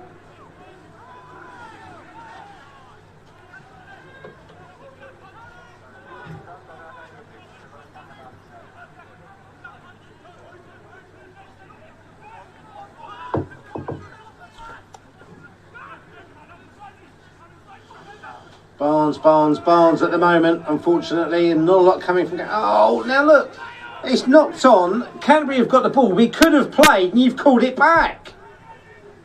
Barnes?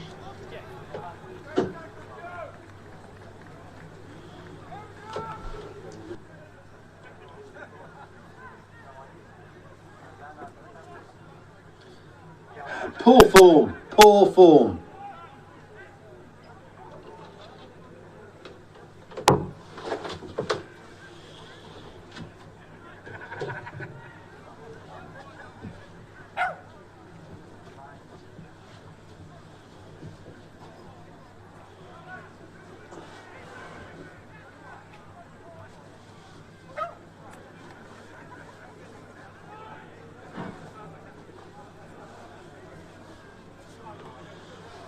Barnes player just chatting to the referee, trying to convince him to give them more penalties. Yeah.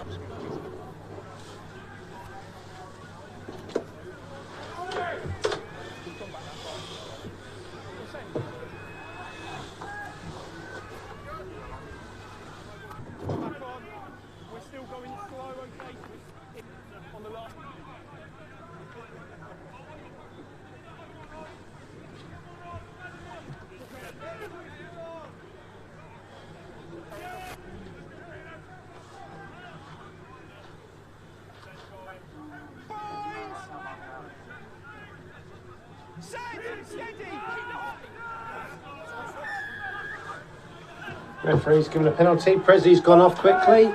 They're not 10, but he's not giving it. No, of course not. It's penalty coming. Ollie Frostick trying to find some space. Gary Jones, good step inside. Counter ruck there, that's high. Oh my God, the referee's killing me. Absolutely killing me.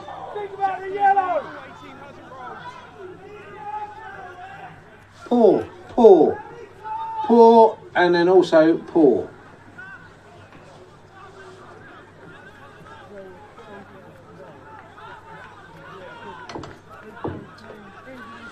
Tap. Well, that tells you everything, guys, that this is the last play. If he's had to go for a tap. Big rumble up by Sammy Rogers.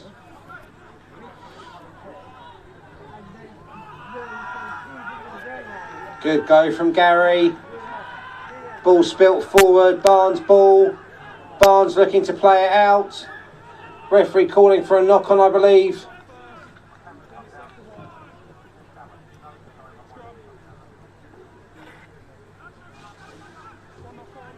Referee saying that there is still time.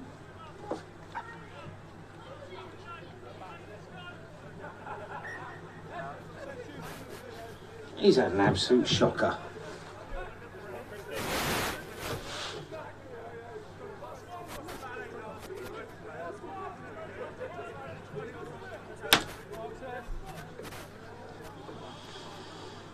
It's been a grim day at the office. If you're tuning in now on our live stream at the Marine Travel Ground here, Canterbury 13, Barnes 22, MMS 360 Media and Orbital Net bringing you this amazing footage. What I will say, there are some positives, huge positives, without a shadow of a doubt. One, Alfioris back on the team, back on the score sheet. No points being conceded against us from actually being down to 14 men. We've also seen a couple of good snippets of play from Canterbury, generally speaking. We've had to fight hard throughout the whole game, especially considering that even when we were down to 14 men and there is an advantage for Barnes, obviously 15 against 14, we then get 15 players back on the field and we then go 16 versus 15. And again, I will say this, that you're watching this footage, this is purely my opinion, and Greg is right in saying that it's not the opinion of Canterbury Rugby Club in any way, shape or form. Obviously I'm here to give my opinion on the game of rugby, and I'm very concerned by the referees' consistent inconsistencies.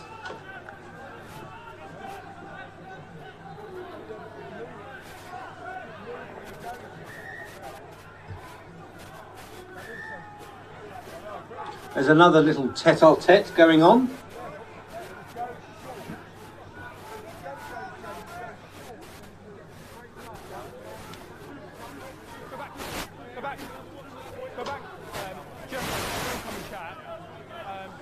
Time's off. Just have a word.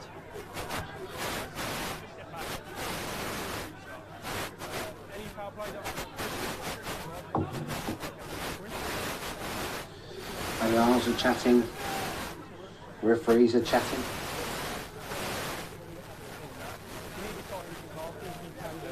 It's a knitting club. A knitting club getting together, and the number 4 there for Barnes being allowed to talk to the referee more than anyone else. Okay, let's not get excited.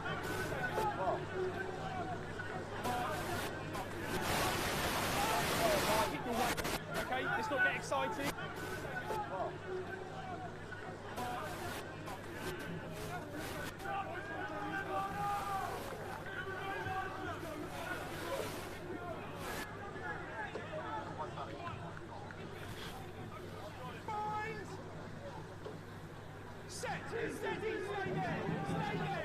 It's fantastic footage, it really is there.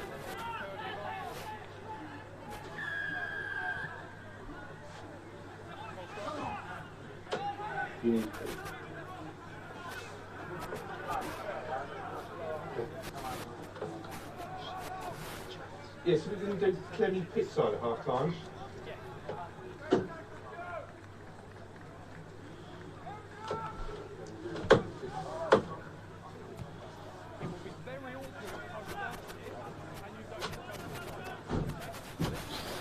Canterbury still trying to march themselves down this field. It's been, I tell you, it's been a strange second half. An arm wrestle, some might say. It was like the awesome, I think it was an 80s film called Over the Top, where Sylvester Stallone was showing the dark arts of arm wrestling in the US. But it has been like that. There's been sporadic bits of genius, followed by horrific spells of idiocies. High shot there, big time there on Will Watts. Referees failed to see it, but he's happened to give every high shot possible for Barnes today.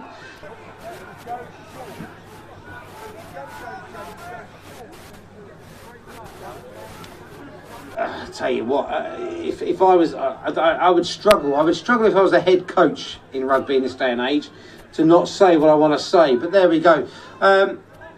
Canterbury still trying to hunt themselves down the field. Obviously, they're not wanting to kick the ball away because we are no doubt in overtime. Our clock is saying 47 minutes in, and there is plenty more to come. Well, I wouldn't say plenty more to come, but we're in a slight pickle, should we say. Kurt heavily feeding out Gary Jones, trying to stay inside. He has, just inside the deep channel. Cheesy feeding the ball into Jamie, the marvellous Stevens. Ball's scrappy. Ball is scrappy. Ball's still there.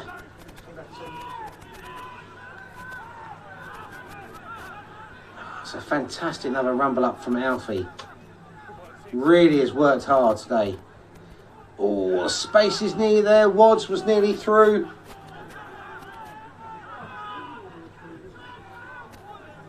Truffle Hunter stepping it up. Out deep to Kurt Heatherly. To Gary. Ball is there. Ball is okay. Offside! Two of them down the middle.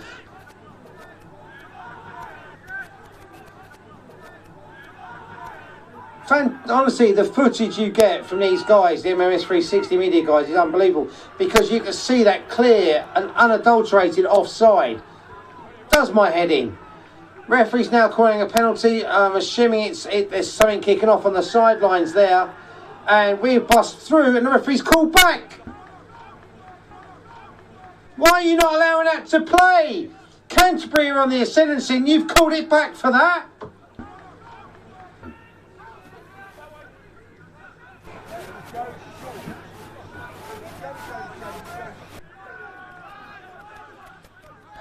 Canterbury ball. Tommy Williams to Gary Jones, lifted up.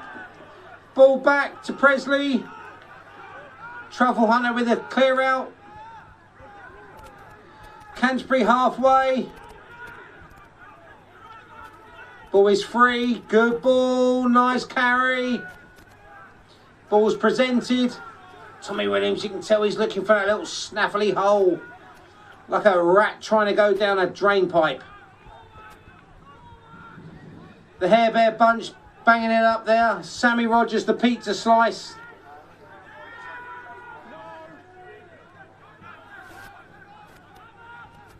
Tom Williams. Ollie Frostick, who's had a fantastic game for me, Ollie Frostick. Oh, getting a little bit congested. Great rumble up from Alfie. Great leg strength. Great drive. Tom Williams. Danny Herriot. Smash and smash. Looping. Lovely ball there. Kurt Heavily trying to find space. Gary Jones on the collect. Ball is there. Jamie. Cheesy. Waddy. Danny Herriot. Oh, you... That's gone forward!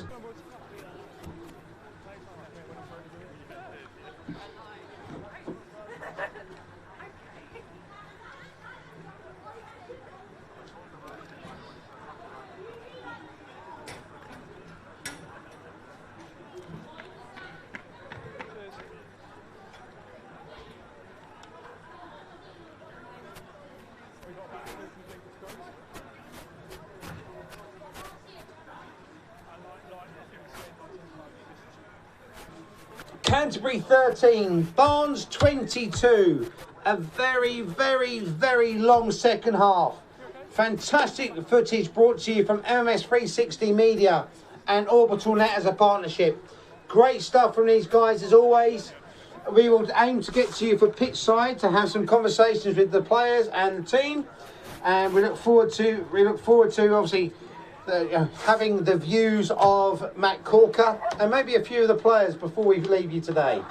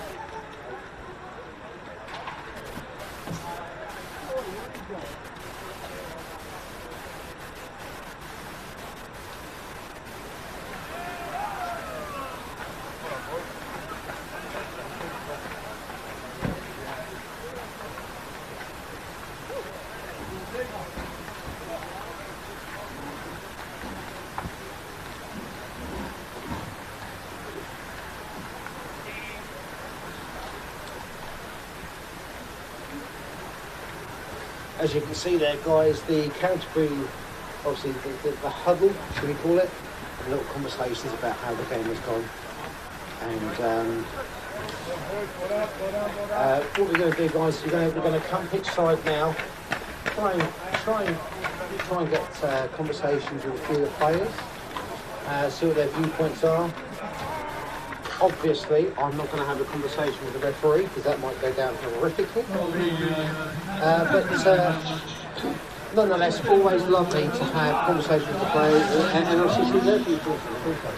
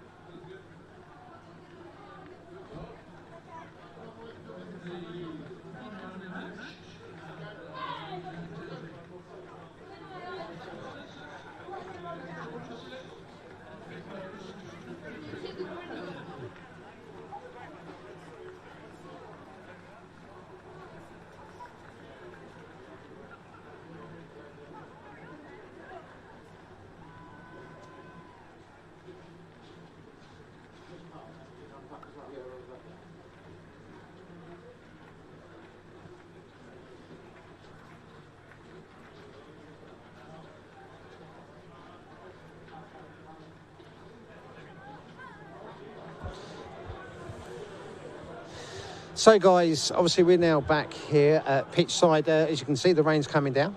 But don't worry guys, I don't need an umbrella. I'm an electrician and I think we'll be absolutely fine. As you can see, we've got the players coming off the field here. The Barnes players are absolutely saturated, as are the Canterbury players. Having a few players just come over, we're going to try and have a little conversation with a few of the guys and have a conversation.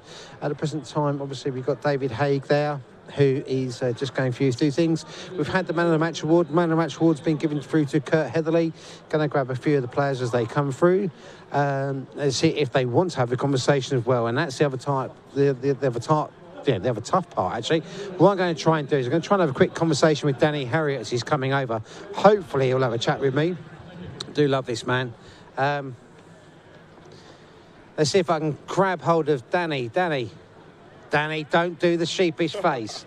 Hello, mate. How are you? You right? I haven't had a conversation with you in many years. I'll try and get my head away. I think it was when you were still at Blackheath and I was at Esher, mate. That's it, mate, yeah. How are you, mate? You all right? Good, mate, yeah. Just a bit disappointed, obviously.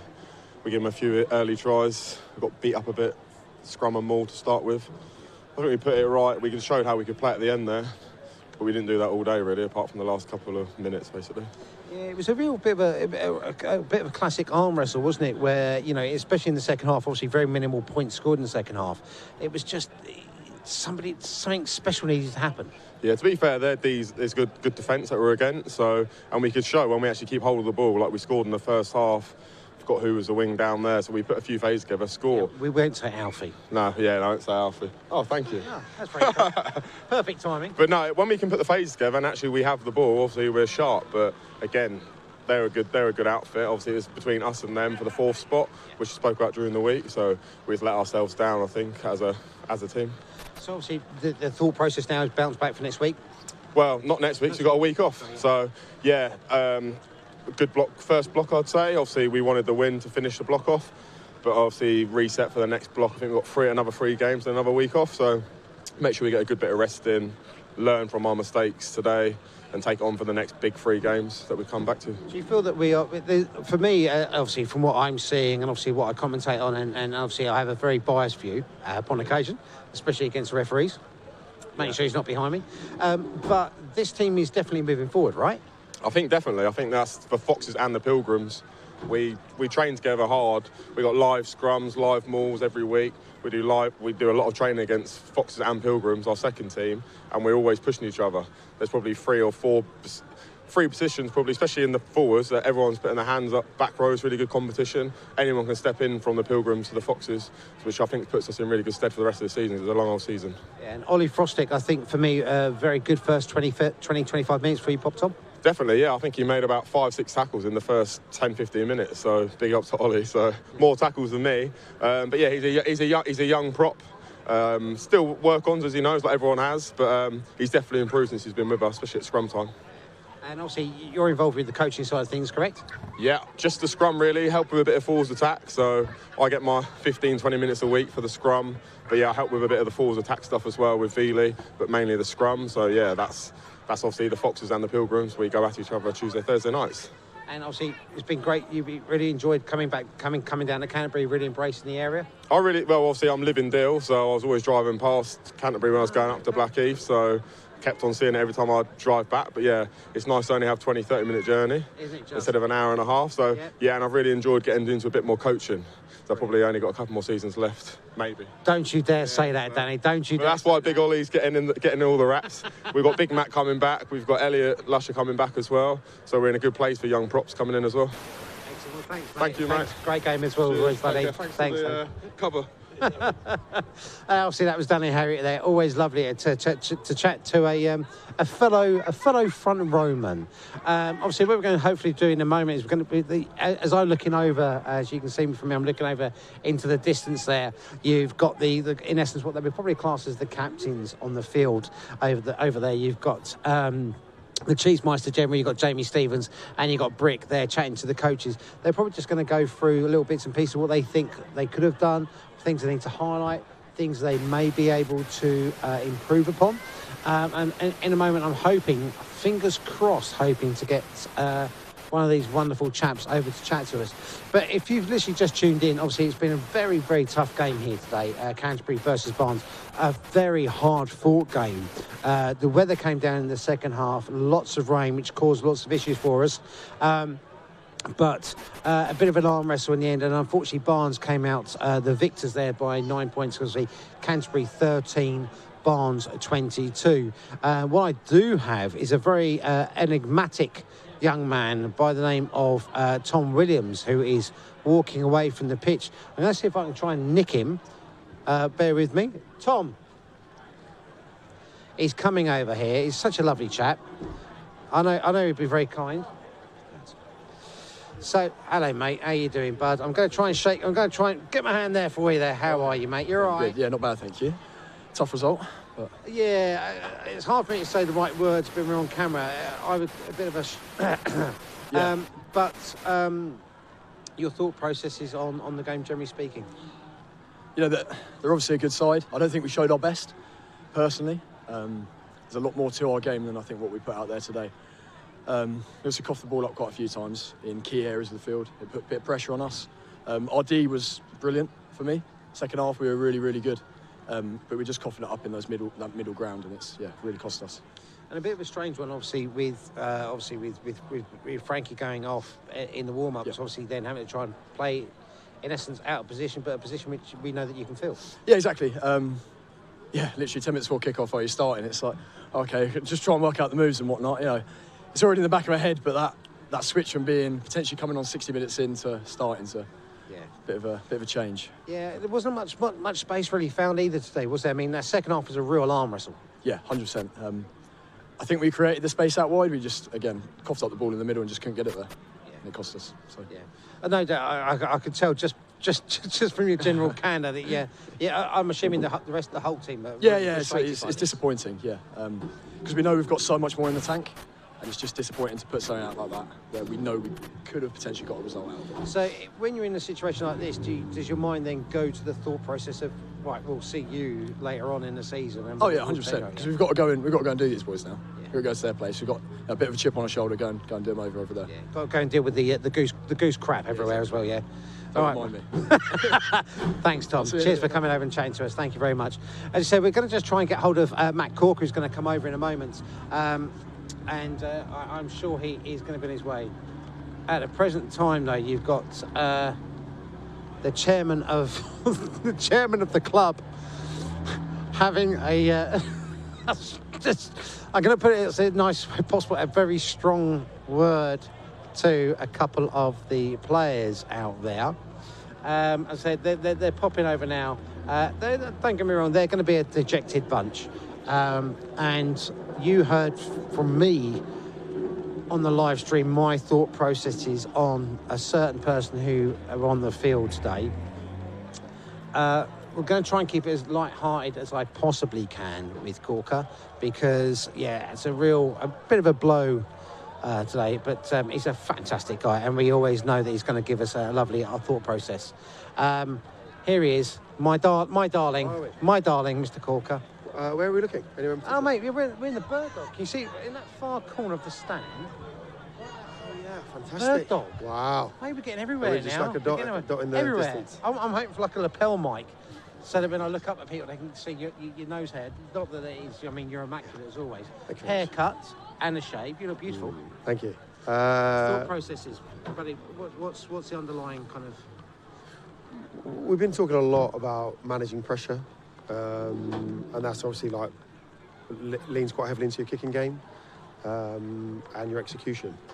And I think in the first half we were obviously a bit slow to start, and we didn't have that control that we needed, and we obviously let them in score two very straightforward tries very early, which was very disappointing. But I think the real frustration for us is in that second half, where we actually make it into the 22, we go off plan and get turned over, and then even when we're in our own half, we start, for me, looking desperate too early, going off plan, putting the pressure back on ourselves, not being able to control the territory. Because actually, obviously, with the slope here and the weather, all we want is just to push it back onto them, make them play out.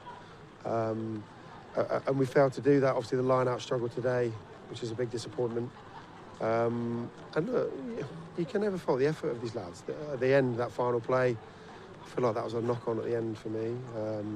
But, you know, at that point, the game's gone anyway, and maybe we're chasing a point. But it's, yeah, extremely disappointing because we obviously feel that, you know, this was a battle for fourth place today. They're sitting 1 point above us, and I'm sure we'll drop because of it as well. And it was an opportunity for us to finish the block really strongly going into a week off next week. So it's missed opportunity on that front. And look, Barnes, I think we can say what we like about them, but they know how to win. I think they played the conditions very well, and they did what they had to. It was a kind of grounded out result, wasn't it? I mean, the second half in particular, a real arm wrestle. Neither team had huge amounts of phases. No, look, obviously, you know, the weather sort of made that slightly more difficult. Actually, on days like this, you don't want to go high in the phase count, especially because it's obviously more challenging than when the sun's out. So, yeah, I think we need to go away and have a real look. It's actually quite helpful for us that this was like our end of block test, as it were.